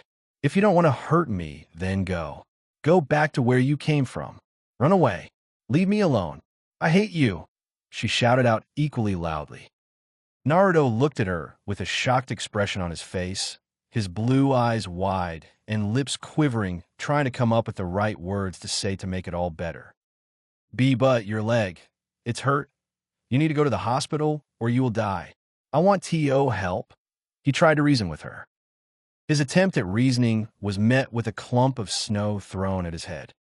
Shut up. Whose fault do you think that is? Don't try to trick me. I don't believe you, and no doctor will help me. Get away from me. Leave me alone and go. And never come back. Seeing his attempt shot down so brutally, he started crying, turned his back on her, and ran away. Seeing his form becoming smaller and smaller as he ran further away, a new thought came to Aiki's mind. Was he really trying to help me at the end? He could have killed me if he wanted with that power of his, but he didn't. He even ran away when I told him to. Did I really just chase away the first person that ever tried to help me? No, that can't be. He tried to kill me. I tried to kill him too, but that was because he invaded my home. Yeah, he was my enemy. Nobody will help a monster like me. The latter part of her thoughts made sense to her. It was the right decision for her to demand he leave forever and never bother her again. But a small part of her, a part she always wanted to keep hidden, clung to her initial thoughts. It was enough to make her cry. That night, hungry, injured, and exhausted, she cried herself to sleep. She didn't wake up till late afternoon the next day. And surprisingly, her wounds didn't hurt as bad as they did the previous night. She looked down at her leg and saw it wrapped in clean white bandages and her broken bones supported and steadied with a wooden stick tied onto the bandages. What's more, there was a bunch of food wrapped in a cloth placed near her side. There were enough dried herbs, dried vegetables, dried meats, and hardtack to last her for months. She got over the pleasant surprise quickly and came to the obvious conclusion. Someone had not only tended to her injuries when she was asleep, but had also left her enough supplies to last through the time it would take for her leg to heal. She tried to think how this seemingly kind act could actually be part of a greater plan to harm her, but she drew a blank every time. Treating her injury could only be good for her, and why heal her leg only to poison her later? She was finally forced to conclude that someone had shown her kindness, but it didn't really make her happy when she had no face to connect to that act of kindness. She was grateful, but she would keep herself from getting happy until someone did something good for her when she could see it. As the sun got lower, she got over the events of the previous day as well and realized she was very hungry. She scooped up some of the fresh snow and dumped it in her pot and started a fire with some which she picked up from the day's worth of firewood she still had left. She needed to soften up the meat and hardtack before eating. They were too salty and hard to eat without boiling them first.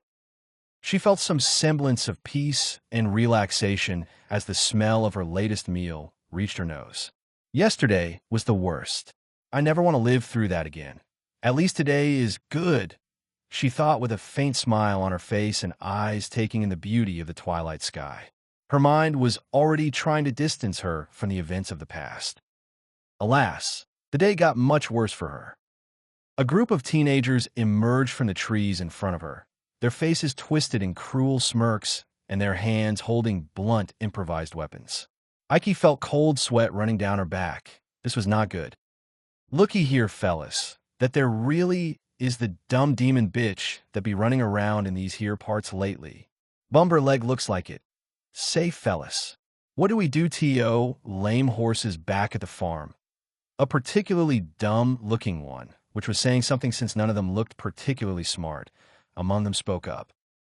She knew her only option, if she wanted to survive, was to run away. But she couldn't run on a broken leg. Shoot him is what we do. Put him out of their misery, someone among them answered. This was it then. There was no escape, and they would certainly kill her. Holy, she raked in a big haul. Look at all that grub, another said while pointing to the food she had received last night. The first bit of food she had received out of someone's kindness, and it got her accused for stealing. She would have laughed if she wasn't sure it would get her killed sooner. I'll say we put her down and liberate them supplies, another one shared his opinion. Ain't that a great idea? What do y'all say, fellas? Up for some community service? The first one, apparently their leader, spoke up and everyone shouted their agreement. Aiki could only stare at them and her leg in frustration, prepare to survive even a second longer, and pray for a miracle to save her life. Growing Pains, Part 4.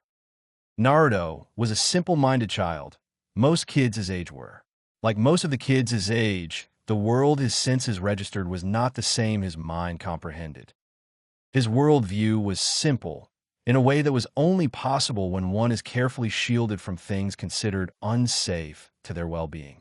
His judgment was monochromatic, in a way that was only possible when the ugly shades of truth are washed away and the blurred lines left behind are carefully rearranged to fit a narrative, leaving the world black and white and with a clear division between good and bad. His thoughts and actions were predictable in a way that was only possible after years of meticulous grooming. Yes, Naruto's upbringing was a carefully planned project of the Sandaime Hokage, one that had to go through several amendments after the unfortunate events of the years that followed Naruto's birth, but a well-thought-out plan nonetheless. As the son of the Leaf's yellow flash and the Leaf's last Uzumaki, there was no doubt in anyone's mind that Naruto, if given enough time, would grow to be one of the most powerful shinobis to ever walk the earth. Add to it the fact that he was the Jinchuriki of unarguably the strongest Bijou out of the nine, and Naruto's era-defining strength became not a possibility, but a promise. Power that, no doubt, would see those he held dear survive and transition into the future under his protection, and those he scorned be reduced to ashes and left behind in the past as mere footnotes, worth momentary interest at best and irrelevant at worst. The kid was a walking time bomb, and all those who were smart enough to see his potential, influential enough to control his life from the shadows, and were ambitious enough, or were duty-bound, to try and sway the boy's loyalty to their goals, spared no effort in plotting, executing, and clashing with others seeking to do the same. The well-being of the child, and giving him the life his late parents wanted for him, was unfortunately a secondary concern for everyone involved. Sarutobi Hiruzen, for all the affection he held for the kid and the pity he felt whenever he saw a glimpse of Minato or Kushina in their son, was first and foremost the Leaf's Hokage. As Hokage, his job was to ensure that Naruto became the perfect shield for Konoha. Hiruzen's idea was to let Naruto grow up with others his age like any other kid, and to control his movements and experiences from the shadows through his Ambu agents, so that over time he could develop bonds of love and friendship towards the village and use those bonds as a motivation to push him to the peak of his power. Hiruzen knew the bonds of love were the strongest, and while his methods would lead to Konoha's Jinchuriki not blossoming fully till his early adulthood, he considered it a fair trade for getting a much stronger defender in the long run. Shimura Danzo, for all the airs of indifference he put up and the emotionless facade he maintained, held an unshakable love and devotion for Konoha, his idea of what it should be, and reverence for his role of the sturdy, unseen root of the great tree that was his hidden village. As the first of the unseen ones that supported Konoha from the depths of the earth, he wanted to ensure that Naruto became the perfect sword for Konoha. Danzo's idea was to induct Naruto into his organization and to train him early and extensively into the perfect root operative, so that over time his emotions, the one thing that the Bijou inside him could use to turn him against Konoha, would be eliminated. After that, he could easily instill a single-minded loyalty to him and by extension Konoha in his mind and train his body to the peak of his power. Danzo knew that Jinchuriki were weapons. Worse, they were unstable, and they can only be bound by chains of single-minded devotion and unshakable sense of duty. He knew his methods would certainly lead to Konoha becoming a pariah among the other hidden villages, but it was a fair trade for having a Jinchuriki under his control, one he could use to end problems before they even grew to realize their potential. The age of war was swiftly approaching after all, and unlike his rival, he could see the writing on the wall. Their plans being so cross with each other's did Naruto no favors. But even when they coincided, it wasn't a good news for the kid. Case in point, the unequivocal and swift rejection of the request to adopt Naruto. A request made by Naruto's godmother and the wife of the Uchiha clan's current head, Uchiha Mikoto. There were few in the village who did not know of Kushina and Mikoto's friendship. Both Hiruzen and Danzo knew that Mikoto was among the few who were aware of Kushina's pregnancy, something Kushina did much to Hiruzen's annoyance and Danzo's displeasure, but it was a clear sign of trust between them. Further, Naruto's future as the stepbrother of the Uchiha clan's heir was set to be so much better than anything the village elders had planned for him that one might think it was too good to be true. For the Konoha elders, it was indeed too good to be true. Hiruzen was neither a stranger to the Uchiha clan's way of being nor their perception in the eyes of the village. He knew that the Uchiha were a proud bunch, more often than not, an arrogant bunch, and despite his efforts and those of his predecessors to integrate the Uchiha into the village's hierarchy, they still saw themselves as a vassal of Konoha rather than a part of it. Not to say that they didn't work well in teams or didn't care for their fellow villagers, but over the years Hiruzen had observed a pattern of Uchihas following an asymptotic path towards isolation, control, and ultimately madness. To his knowledge, only a few overcame this fate, and that did them no favor when it came to their reputation in the village, especially after the Kyuubi attack. The Uchihas were always feared for their power, hated for their Sharingan's ability to steal techniques, and scorned for their inflated pride. But now, for the first time, they were being looked down on. After the Kyuubi attack, the village had labeled them cowards for not showing up when they were needed the most, and the Sharingan in Kyuubi's eyes led many to conclude that they were the perpetrators of the attack. Hiruzen could not hand over the Jinchuriki to the Uchihas, lest he too walks their dark path and shuns the village altogether when its hatred towards the Uchiha inevitably envelopes him too. To him, Mikoto was akin to the Hakushikusama, trying to lure away the hero of his making onto a path of darkness and inevitable destruction. Danzo had never loved or trusted an Uchiha other than Uchiha Kagami, and knew that the way he had manipulated the events ensured that none in the village would either. To him, the Uchiha were a sticking nail in dire need to be hammered down, if not completely uprooted. He had made sure to manipulate the Hokage into forbidding the Uchiha clan from entering the battlefield that night with the help of Hamura and Koharu, and made sure the rumor of the Uchiha's cowardice would spread to everyone from shinobi to civilian in an bid to attack their overinflated pride, and to set them up as a target of village's scorn in case his intuition for the future course of the clan was correct. Danzo would not hand over the Jinchuriki to the Uchihas, lest he becomes a weapon of their will and harms the village as one of them when the hatred of the Uchiha inevitably envelopes the village.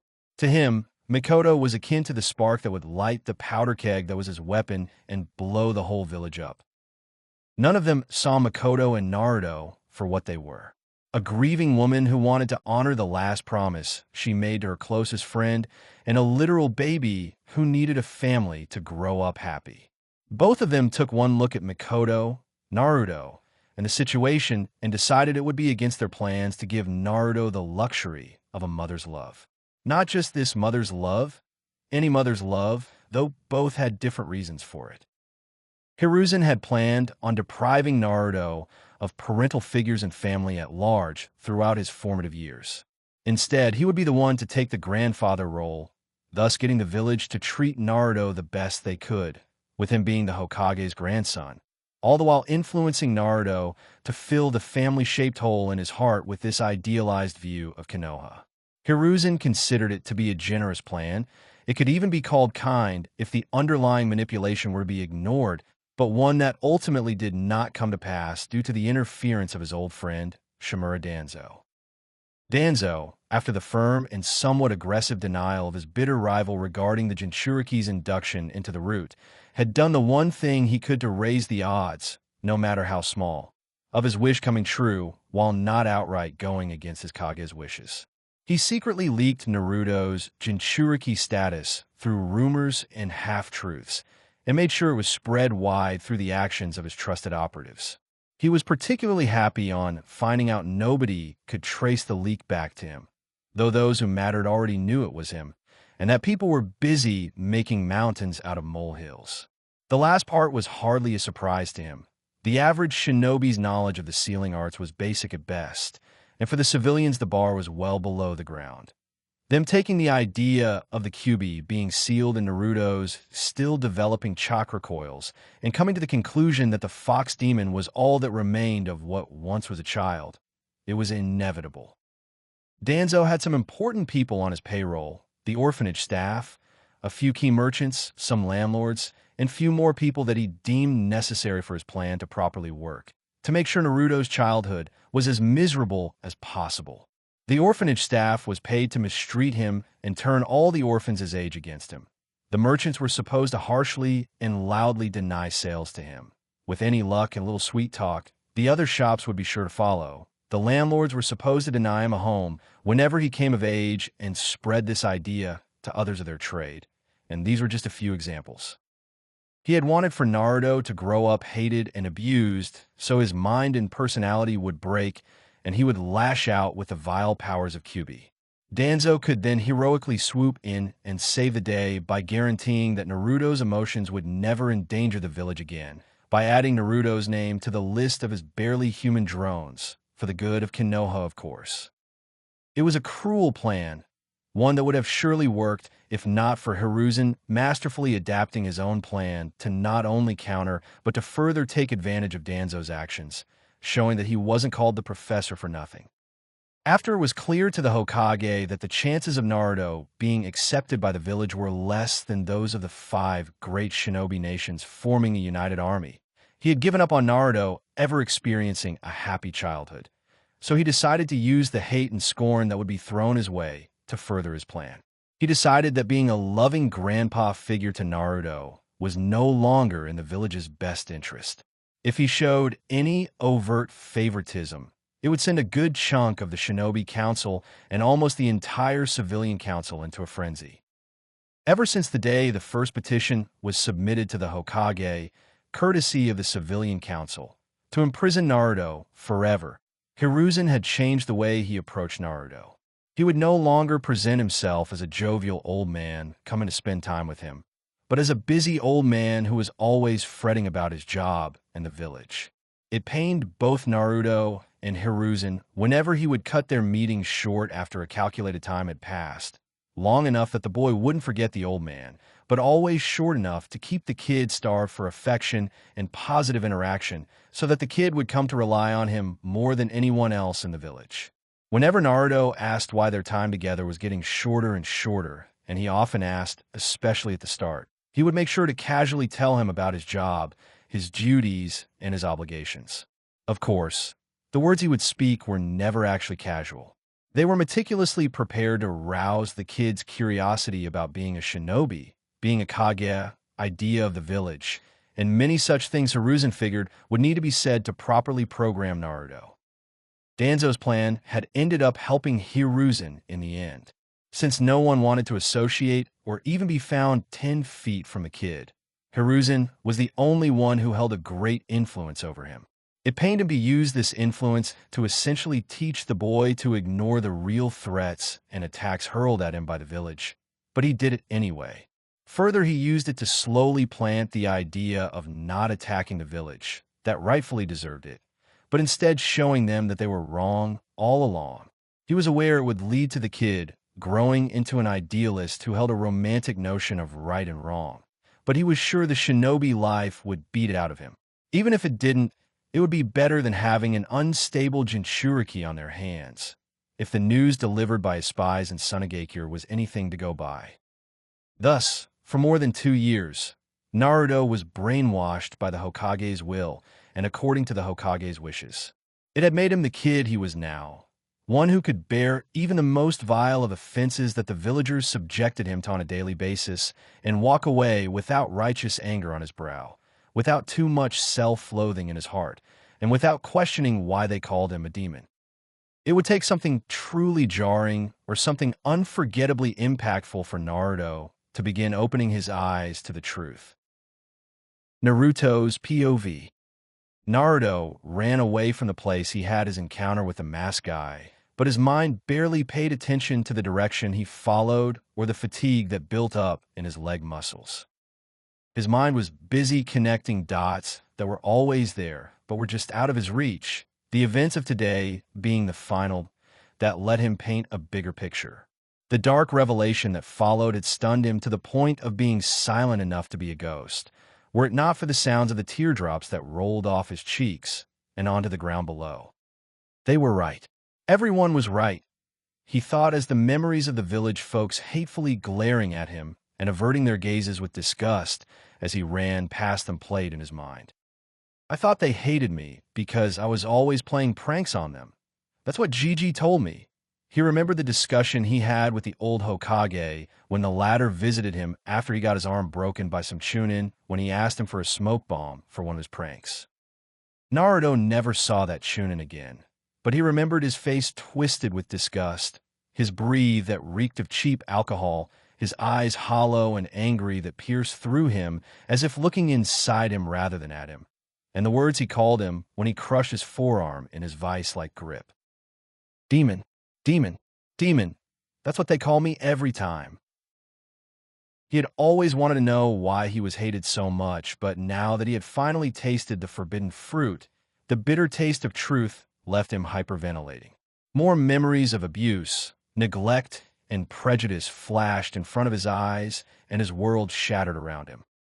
No, it would be better to say that his life was flashing in front of his eyes, because in his panic he couldn't see his foot tripping on some roots, and by the time his brain focused, he was already midway through falling on a sharp-looking stone. The stone pierced the tender flesh between his collarbone and shoulder, and kept until the first bone it met stopped it from piercing further. Pain shot through his nerves, and his mind went still for a moment as the warm red leaked out of him and seeped into the cold white below him. That moment of clarity made him remember what he had recently tired to push down and bury into whatever part of his head was unreachable even to him. The hiss of the steam that rose off his wound as the flesh, sinew, and marrow rapidly knitted itself close was all he could hear as the events of the evening played out in his mind, especially those after he had almost choked to death. He remembered waking up in a big room, bigger than even the Hokage's office or the entire orphanage, flooded with shin-deep stagnant stinking water, and a metal gate bigger than even Konoha's main gate with a note stuck on it which he couldn't read, because kanji was too complex for him. He didn't like the room at all. It smelled bad, the lighting was dim and sad, and worst of all was the almost solid darkness that the gate seemingly held back. He hated it there, and he was scared too. His senses made him painfully aware of it. The water felt cold and gross and smelled bad. The place looked sad and rotting.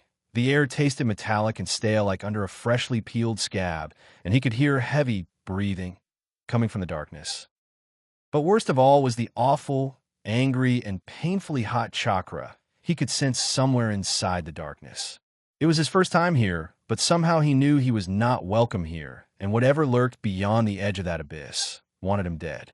No, it wanted him to suffer before he was dead. It wanted his body, his mind, his thoughts, his very essence, and it wanted to use them to cause further suffering. He was scared enough to cry, but the fear and a massive chakra had paralyzed his little body. So he did the only thing he could do, peer into the darkness with his wide, open eyes and pray silently inside his head to whoever would listen for the nightmare to end. Somebody did listen to his prayer, but it was not anyone Naruto wanted to notice his existence.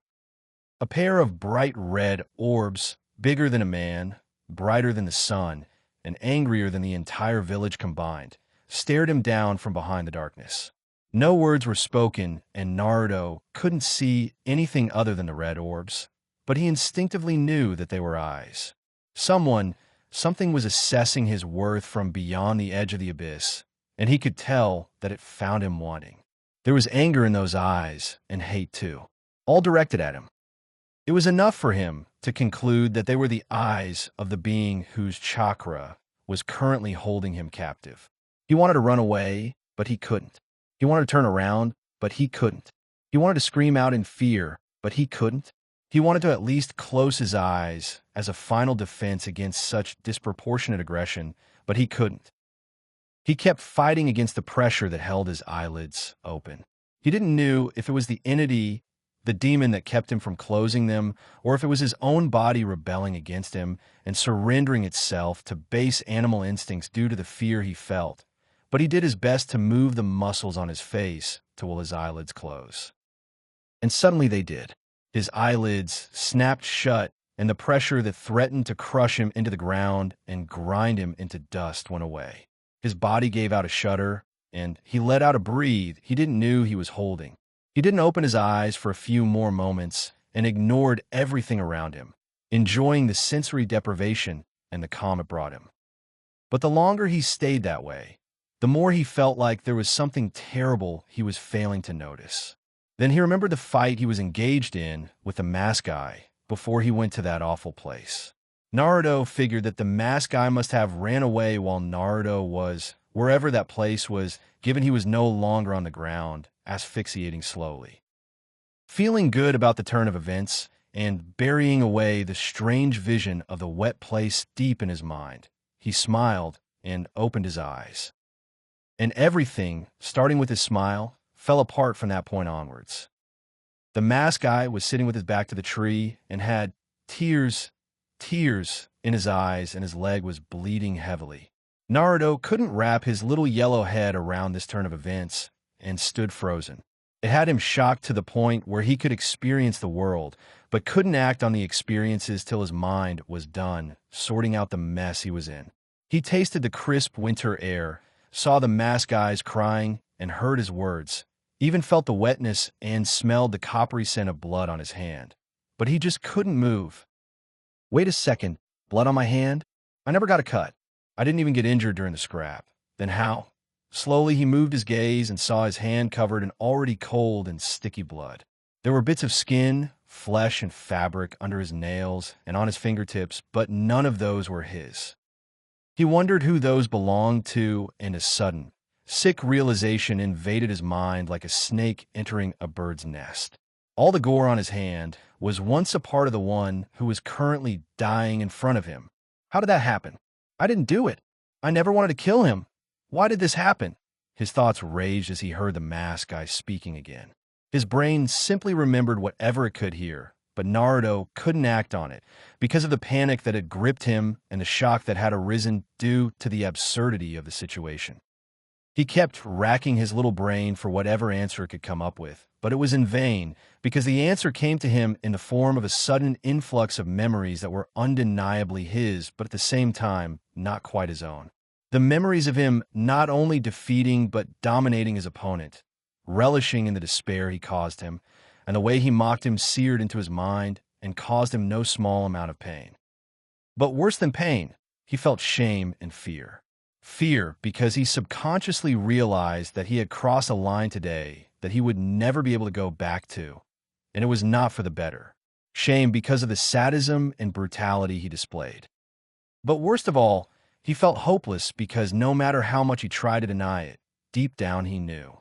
He knew that the hell's cape that the demon had tormented him in was inside of him. And the same demon who had shown him enough contempt to crush him under its weight was the one who had possessed him, and whatever actions it took were the ones that led to him standing where he was. He remembered what the masked guy had called him when he was still in his demon form and burst into tears of shame and sadness. He called me a real monster. No, I'm not a monster. Believe it. That last believe it was more for getting him to believe in himself than anything else. Naruto tried to show his sincerity through the tears of his regret and trying to help him, but he was harshly denied. He then tried to force the fact that he wasn't a demon onto the masked guy through angry words, but he was equally angrily shut down. He was even told that he was hated. Finally, Naruto tried to reason with him by rightly telling him that he wouldn't survive with a broken leg, but this time the hateful words had made it clear to him he was not wanted here. All he could do was turn away and run. Run with tears of self-loathing and sadness marking his trail. For Naruto, it was the first time when he had made someone hate him due to his own actions, and he hated himself for it. He hated the demon inside him, and he hated that he was too powerless to do anything but stand still and cry. Apologizing could never bring someone back to life, and helping someone doesn't make up for harming someone. All he could do was run away to the one place he always ran away to when things got hopeless. He ran away to the Hokage's office to be at his Gigi's side. The Hokage could help him, punish him, save him, could do whatever it was he wanted to do with him. But to Naruto, whose world was crumbling around him. The stability that the Hokage, the one unshakable pillar on which his world rested, would give was more than worth any trouble. He did what any other kid in his position would do. He ran to the old man he considered his grandfather. Naruto's POV. He finally finished reminiscing and looked down at his injured shoulder. Were it not for the blood that shaded crimson the white snow under him, or the fact that the memories of the pain the injury caused were still fresh in his mind, he wouldn't even know if he were injured in the first place. The wound was closed, the skin was won, and there wasn't even a scar. Based on the injured masked guy, Naruto knew that an injury that bled as heavily as it did should take a long time to heal, and it should render him immobile and helpless in the meanwhile. But he was not only able to move, but the injury had healed without a trace too. I really am a demon. The villagers were right. That's why they hate me. That's why nobody wants to be my friend. His tears flowed freely again as he remembered all the times in the past when the speed of his recovery had astonished the hospital staff, the Hokage, and even himself. No, I'm not a demon. I'll show it to everyone. I need to save Mask Guy. If I do, he'll have to forgive me. He picked himself up. The simple pep talk he had given him seemed to have worked. It was something he had taught himself over the years of his solitary and sad existence. Something to pick himself up from the lowest of the lows he had experienced, lest his sanity shatter under the weight of the darkness it was subjected to over the years. Hokage Gigi knows everything. He will know that I'm not a demon. I just have to ask him, and he will tell me. Yes, I just have to ask him for answers. A plan was finalized in his mind, and he could finally see a way out of his hopeless situation. I will never give up. I will show everyone I'm not a demon, and then I'll become Hokage one day. Believe it. He shouted out to no one. He shouted out to himself. His resolve strengthened temporarily. He made his way to the Hokage's office as fast as his legs would carry him. Every second wasted could spell death for his victim, and he had already lost a lot of time thinking. Hiruzen's POV. Hiruzen looked out of the window by his desk, over the mounds of paperwork that had accumulated around him, and saw Konoha's skyline against the dark winter sky. He wondered what an old-timer like him was doing away from home in his crummy office and surrounded by ANBU guards less than half his age at the oldest, but the answer was already clear to him. The paperwork has piled up high due to the influx of trade and people for the winter season. The situations with the Uchihas is getting worse, and since Bawako's passing, there is no one waiting for me at home. I can't even leave the office on the pretext of meeting my kids. My son is busy playing Guardian Shinobi 12 at the Fire Daimyo's court, and my daughter is on that mission I arranged for her to go on with her boyfriend. Just thinking about it makes me mad. I hope for his safety he doesn't know of her status as my ANBU. Because if he's seen her ANBU captain tattoo, then that would mean he has seen more of my daughter's body than I as a father can allow anyone to see. Why do kids have to grow up so fast? His musings were cut short when he felt a rapidly approaching, agitated chakra signature. That's Naruto-kun. Why is he so distressed? Was an attack again? Damn it. Why can't people just learn from examples? I know the shinobi have learned, but I guess it's too much to expect from the civilian masses. People are smart, but crowds are dumb after all. He signaled the ANBUs with ranks Chunin or lower to leave the room, and for the remaining ANBU bodyguard to stand at east and hide their presence. Soon, as anticipated, a dusty and panicked-looking Naruto busted into his office, and Hiruzen quickly noticed the look of helplessness and despair in his eyes, and internally braced himself for some bad news. That has never happened before. He looks like the world is about to end. That is not a case of typical abuse by the villagers. No, this is something much worse. He looks unharmed, that's good. But why is he so shook then, almost like he got into a big fight?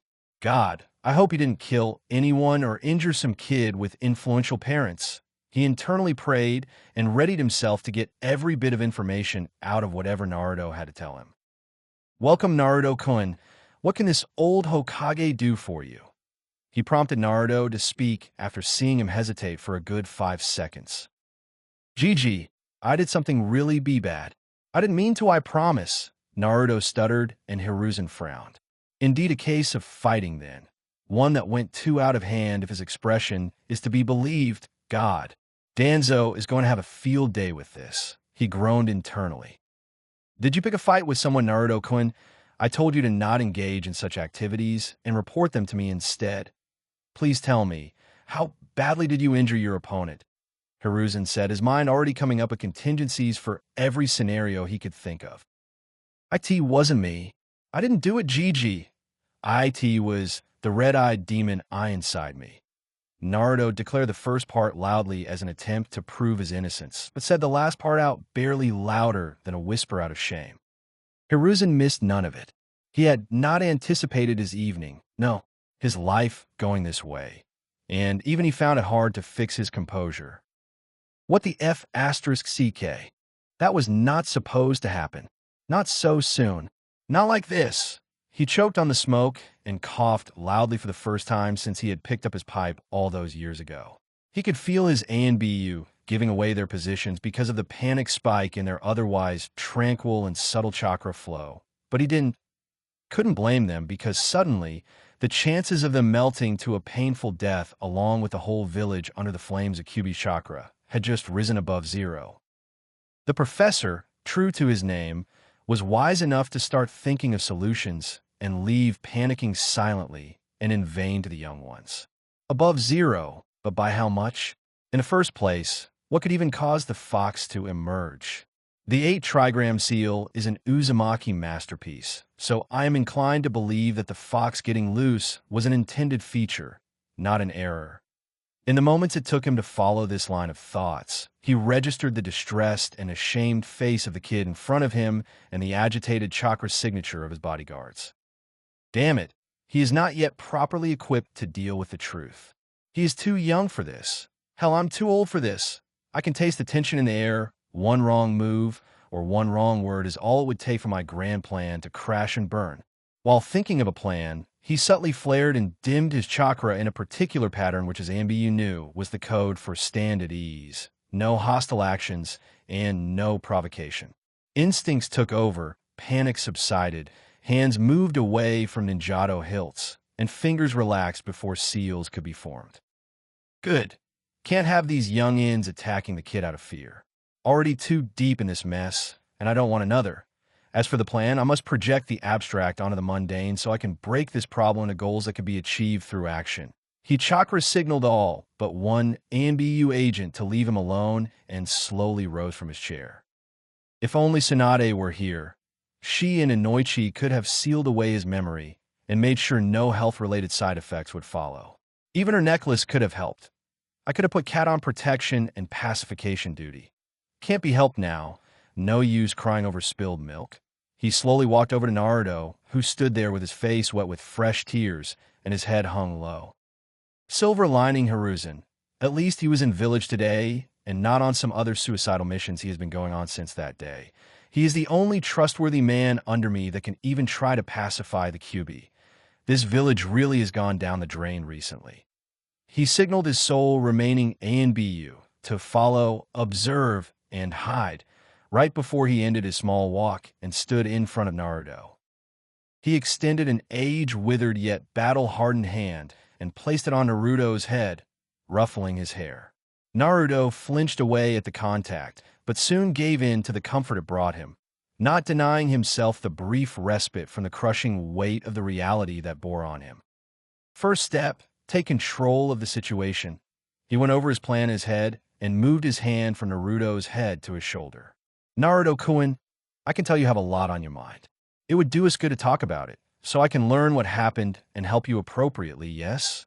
He waited for Naruto to nod his head in agreement and continued speaking. Then let's continue our discussion away from this boring office room and at your favorite spot in the village. You don't even have to climb up there. I'll use ninjutsu to take use there. Would you like that? Again, he waited for Naruto to nod his head. Finally, I'll get some answers. I know speculating would do me no good, especially not in my office that I have no doubt is bugged to hell and back by Danzo and his root.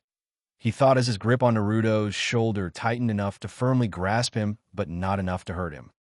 He performed a quick body flicker jutsu and disappeared from the office with Naruto in his tow, and reappeared on top of the Hokage monument.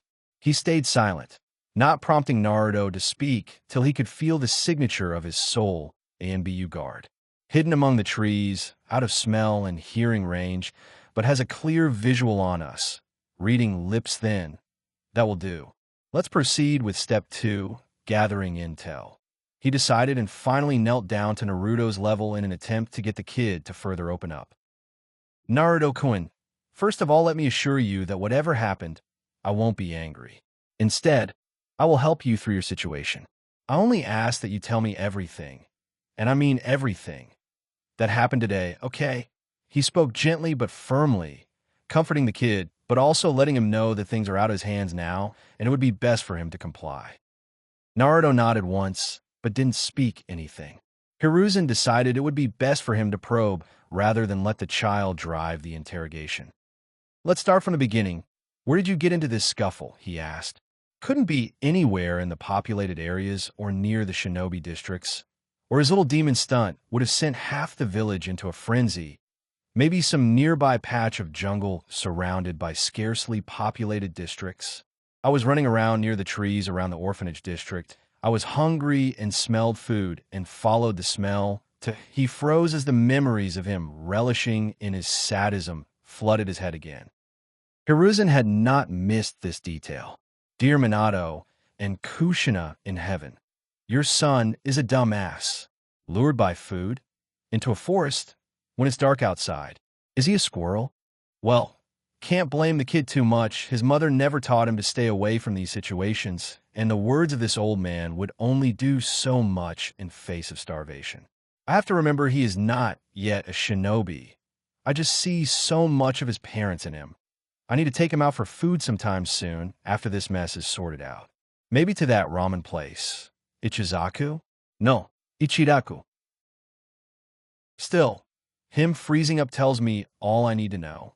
He either killed someone there under the influence of the fox and is disgusted by his actions, which would be the better outcome, compared to the other case, where someone who specifically knew Naruto's Jinchuriki status ambushed him and tampered with his seal for some purpose. In which case, I would bet my hat that Danzo had something to do with it.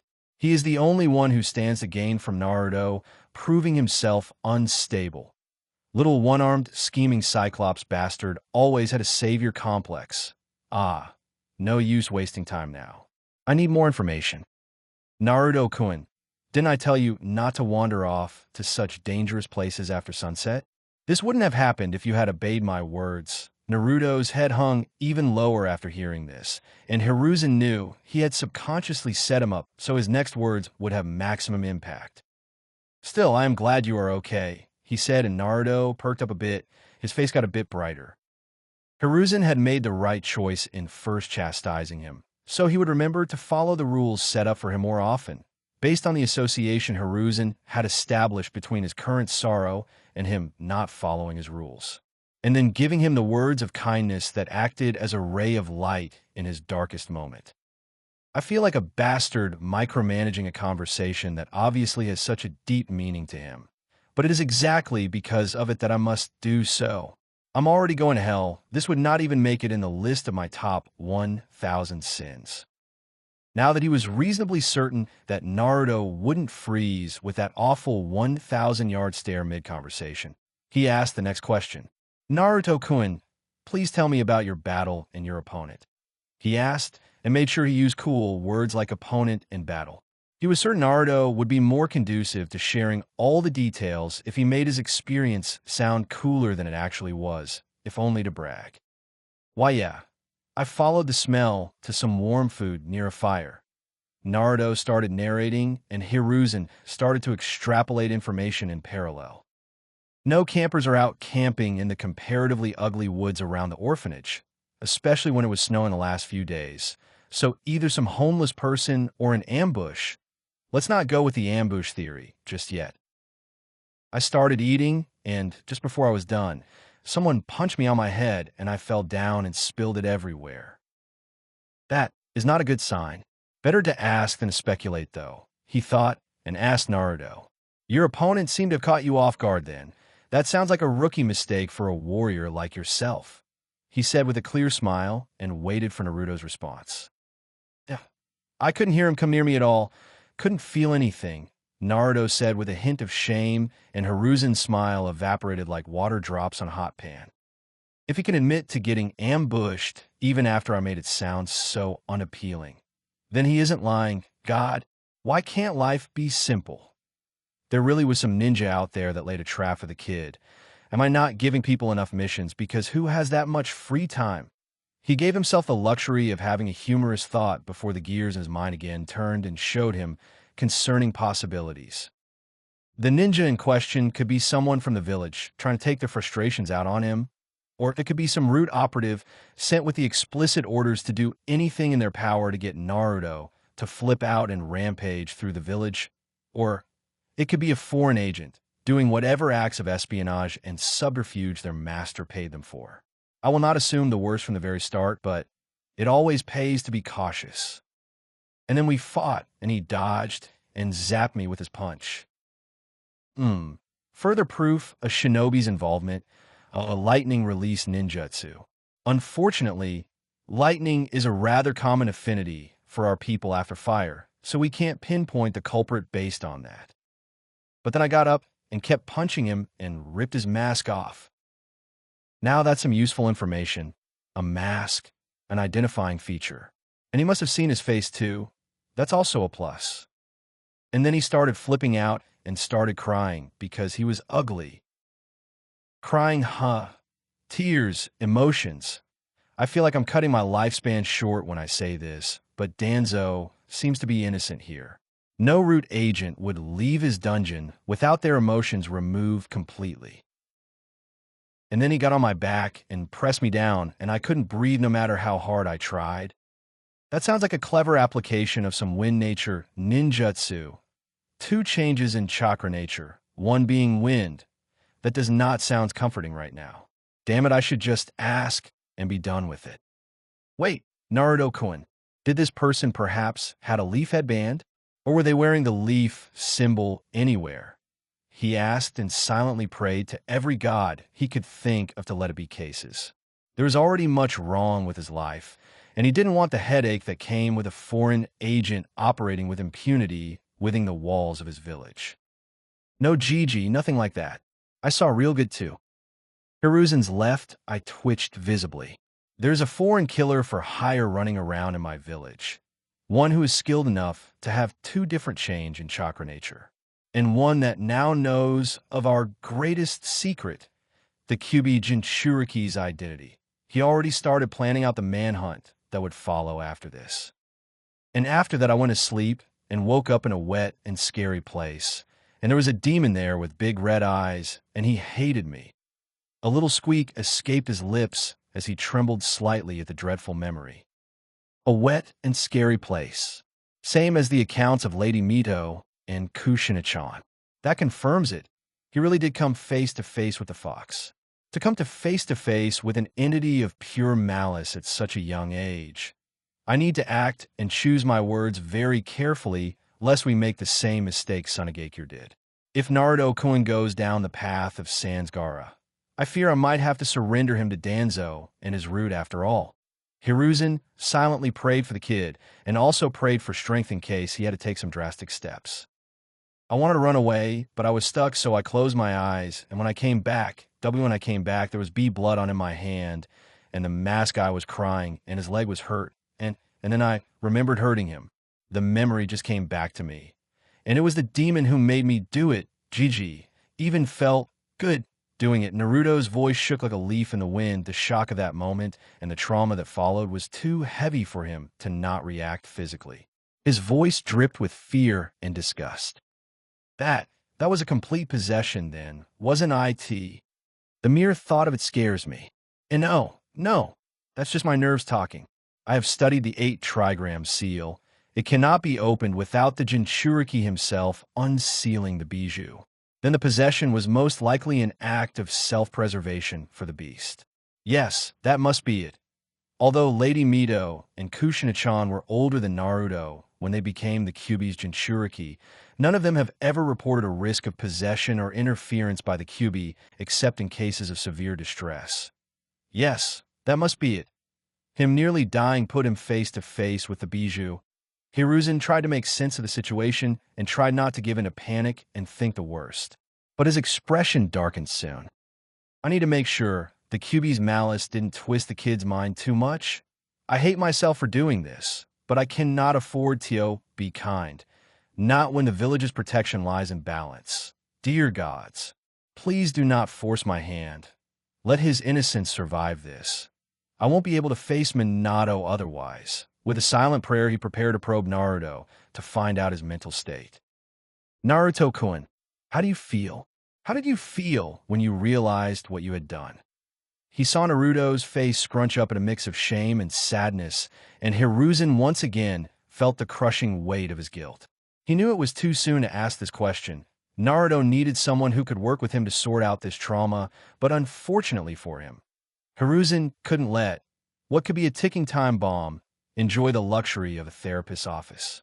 So he stayed silent and kept his eyes sharp and locked with those of Naruto's, silently ordering him to answer, and answer truthfully. GG. He called me a monster. He told me he hates me. I tried to say sorry. I tried to help too, but he was too angry and hurt and scared. He told me to go away and never come back.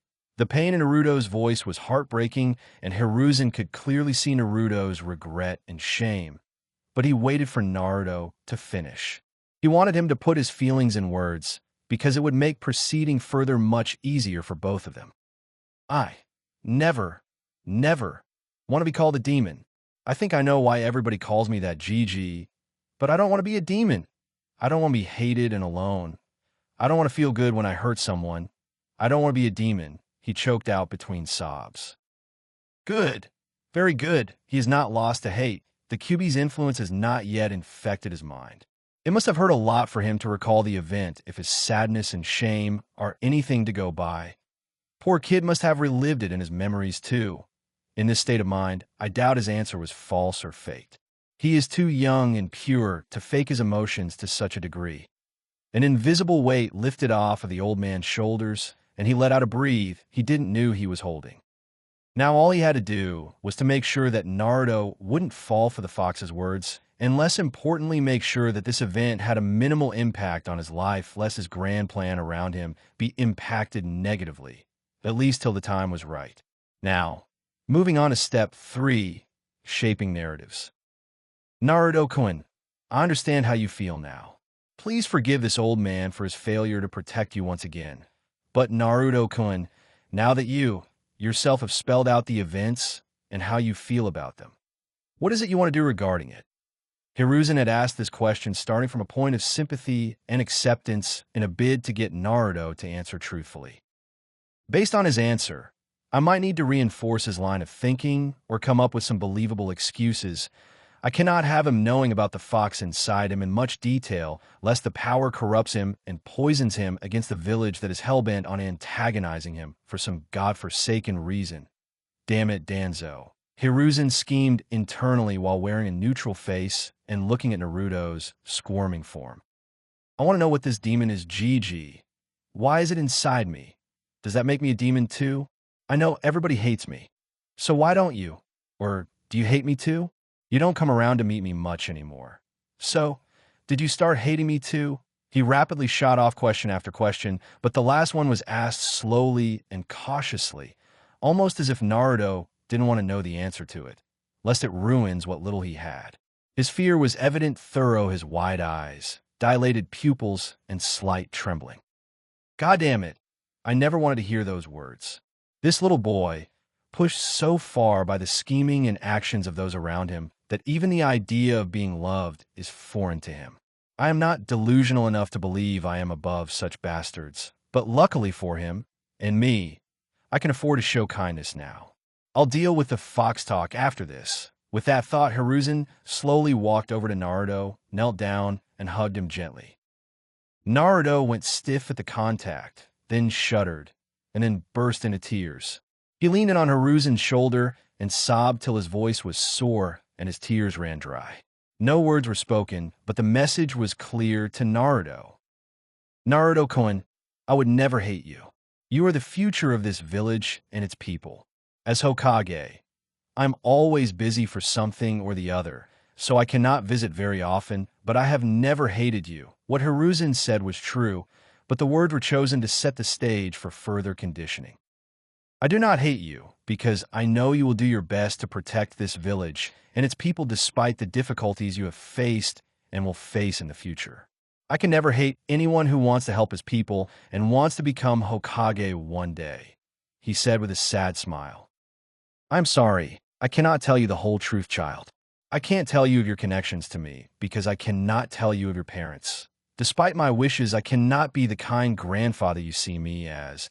You will have to make do with a kind Hokage instead. I can't reveal the truth to you yet. It hurts me too, to tell you to turn the other cheek when the fault is not even your own. But for the sake of the village, I must fill your head with such ideas. You can hate me when and if you learn the whole truth, but I must carry this burden regardless, for the village and the will of the fire I inherited from my predecessors. I know of the demon inside of you, Naruto-kun. It was smart of you to find out his true nature in just one meeting. It is highly destructive, has a nasty personality, and it brings destruction wherever it goes. Hiruzen spoke in a grim tone. So you knew, and you never told me? When I asked why the village hated me so much, you said it was because of my pranks and not because of the demon inside me? Why? Why hide it from me? Am I a demon or not? A medley of emotions danced on Naruto's face. Anger, shame, shock, disbelief, and many more. His mind was breaking. He had not expected such deceit. Naruto-kun, I couldn't tell you of the demon inside you before today because you were not ready. You aren't ready even now. You are far too young and weak to know of the burden you carry inside you. Hiruzen was cut off by Naruto's accusations. What do you mean not ready? I am already hated by everyone. Everyone knew EXC. Before Naruto could continue further, an angry glare mixed with some of Hiruzen's oppressive chakra forced him to be quite mid-sentence. I am sorry, Naruto-kun, but I must quell your righteous anger right here. I know you have every right to be angry, but I cannot have you getting so angry that you start connecting me and my words to this betrayal in the future. I must set the narrative properly and establish myself as a figure you look up to and follow without doubting my intentions and weighing my interests against yours. He lamented internally and silently asked the gods for forgiveness. But externally, he still looked furious. This is exactly what I meant by weakness. The demon inside of you, it feeds off of hate and anger. Is that not what you learned from the aftermath of your fight today? He said, and his face became neutral. Now I must use his own anger against him. Need to put it in his head that my actions were the best possible for him. With this thought, he changed his face into one of sadness. Any seasoned politician like him wouldn't be fooled by that fake expression, but it was enough to fool Naruto. Look at you now, Naruto-kun. You are even screaming at me and accusing me. In anger. It has influenced you to a degree where you are lashing out at me. When you know I have only ever wanted and done what is best for you. He said the last part with just the right inflection to make it sound profoundly heartbreaking. Naruto's eyes widened in realization, and he began to tremble and sob again. Watching this, Hiruzen let out a small sigh and mentally kicked himself for gaslighting a kid into essentially becoming a pawn in his game. A pawn that would grow to be the queen of his little chessboard if all went according to plan, but a pawn nonetheless. The demon came out for the first time today, and it was to protect you, its host, from a life and death situation. I had planned on telling you about it in detail once you reached a certain age, but I was still honest with you today, now that you encountered it. Was that the wrong thing to do? Hiruzen asked in a tone that made it clear that the ball was now in Naruto's court. I had to drop that protection part in there, or he might be so scared of using the Kyuubi's power that he might never bloom as a Jinchuriki. And no, Gigi, you are right. I was wrong. I even got mad at you. I really am a demon. Naruto choked out the words in between the new sobs of shame and regret. Good. We have finally reached a point where he will believe just about anything I say due to his regret and me establishing myself as a well-wishing figure of authority. I just hate the path I had to take to reach this point. Naruto-kun, You must believe me. You are not a demon. You have a demon inside of you, but that doesn't make you a demon. Just like he produced a kunai and a sealing scroll from somewhere in the sleeves of his Hokage robes. Placed the kunai on the sealing scroll and with a flare of his chakra, finished the sealing. This kunai sealed inside the scroll doesn't make the scroll itself a kunai, like that you having that demon sealed inside you doesn't make you one. Hiruzen said and waited for Naruto's inevitable response. But then, why do the villagers call me a demon? Why do they hate me? It was a simple question, but one Hiruzen had to ask carefully, lest his lesson falls flat at the final moment. They hate you because they do not understand, Naruto-kun. They do not know what and now you know. And even if I were to tell everyone the truth, they wouldn't believe me. Their hatred runs too deep, Hiruzen said, deliberately leaving out the truth of the Kyuubi's attack and the pain and left in people's heart and oversimplifying the situation. But will they ever stop hating me? If they don't even believe you, how will they believe me? Naruto asked with growing concern. They will definitely stop hating you, Naruto. One day they will.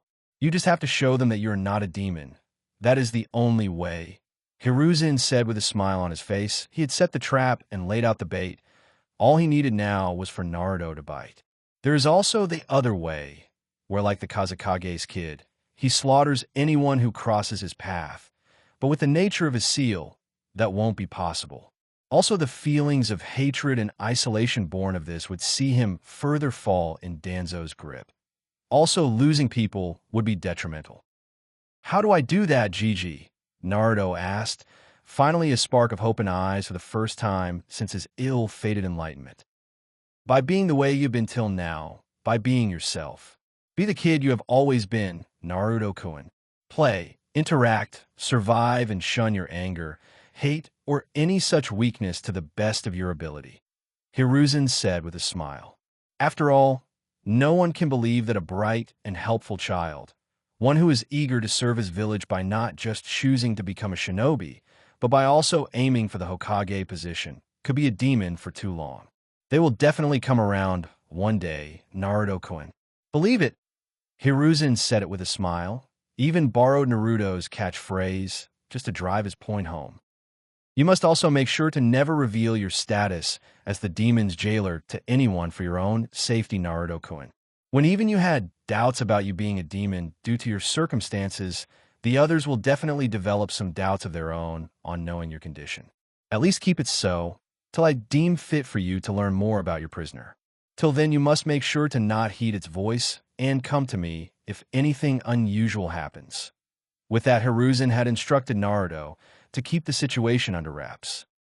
I know all that I said is too optimistic, idealistic, and borderline impossible. But this is the only way for him to somewhat get over today's events and remove them as a factor for my plans. Nobody wants unknown variables messing with their equations after all. So Naruto, let me ask again, what do you want to do now? He asked, but he already knew more or less what Naruto's answer was going to be. Gigi, I want to show everyone I'm not a demon. I want everyone to acknowledge me. I want to become Hokage, Naruto said with a confident smile, and Hiruzen smiled too. Hook, line, and sinker. You are too pure child, a ray of brightness in this dark world. It makes me sad to know you too will one day be chewed up by it and spat out a ghost of your previous self. Naruto continued, and I will start by helping the masked eye first. I hurt him pretty bad and he will die without my help, I think. Also, he got angry because I stole his food, so he must be pretty hungry too. I'll get him some food and drag him to the hospital if I have to. His words were full of confidence. He was back to his bright self. The Hokages had clearly succeeded in his attempts at brainwashing, yet again. I'm sorry, Naruto, but based on what you told me, this masked eye is a highly dangerous foreign shinobi. Maybe elite Chunin, or even higher, based on the 2 changes in chakra nature and stealth capabilities. You're never seeing him alive ever again. Hell, you won't even see him ever if I had my way, which I will because I'm the Hokage, but I can't ruin his mood when he's finally out of his slump. To do so would be to smash apart my own work with my own hands. No, I will let the kid have this. Hiruzen sighed and groaned a bit on the inside. Say, Naruto-kun, I think you should rest for tonight. Today has been a very long and difficult day for you after all. You can bring him some food tomorrow to make up for your actions. In the meanwhile, I'll send one of my ENBU to take care of this masked guy. Rest assured, this ANBU is very skilled and he will take good care of him. You will never hear that masked guy complain, ever, Hiruzen said with a smile and used his best persuasive tone. Naruto fell for it. Yeah, you are right. I'm pretty tired. I'll go back to the orphanage then. But tomorrow evening, I'll definitely bring him something to eat, okay? He added the last part excitedly. That's a great idea, and Naruto-kun, I'll even give you some money to buy some snacks. Hiruzen waved his open hand once, and a few crisp currency notes appeared between each of his extended fingers, which he then extended to Naruto, who gladly took them and put them in his pockets. Also, Naruto-kun, you don't have to go back to the orphanage tonight. For the next few days, you can sleep in your own room. It even has bunk beds, Hiruzen said with a smile, trying to make it as appealing as possible for Naruto. Sorry, Naruto, I can't have you going back to the orphanage now, both for your safety and the greater surveillance you will need from now on. I need to find an apartment for him. It's a few months too early for him to join the academy, but giving him an apartment now would not be seen as too out of the ordinary. Damn it. More work. Hiruzen flared out his chakra in a message to the only ANBU he had allowed to tail and observe him and Naruto. He acknowledged the instructions escort and ANBU base 4 and appeared in front of the Hokage in a body flicker in the standard kneeling position, startling Naruto and causing him to yelp. Whoa, Gigi, this guy must be older than you. Look at all those gray hair, Naruto exclaimed and tried to lean in to touch said hair, but he was roughly stopped by the ANBU who held his arm in a vice grip. It didn't hurt him, but it did scare him stiff, partially due to the bad memories of him getting his forearm shattered like this in the past, and partially due to the frightening speed of the ANBU. Hiruzen saw this and got a bit irritated, but he hid it well and spoke out. Naruto-kun, Mr. Wolf here will escort you to your new room.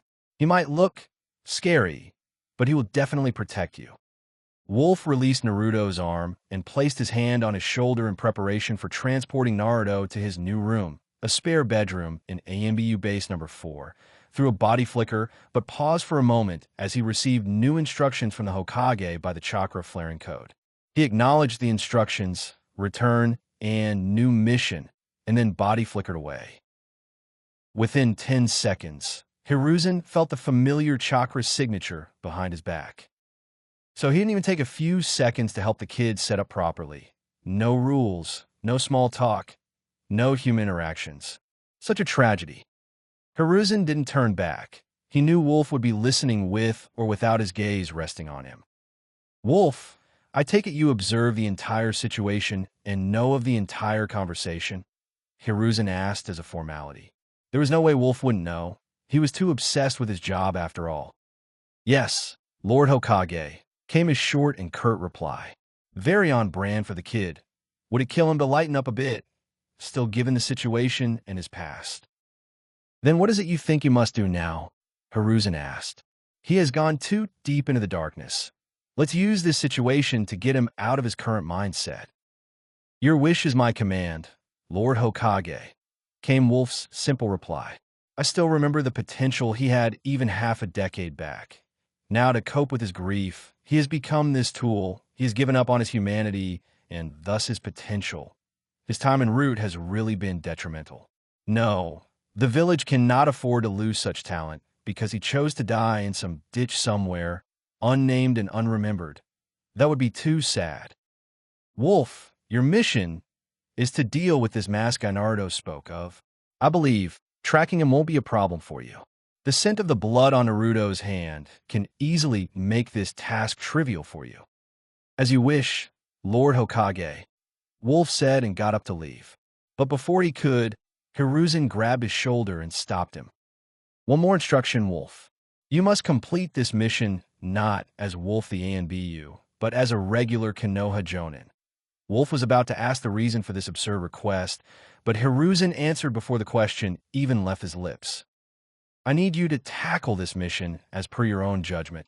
And once you have done that, I want you to come back to me and give me a detailed report of your thought process and actions. Only then will this mission be considered a success. Am I clear?" Hiruzen explained, and Wolf had nothing to counter his explanation.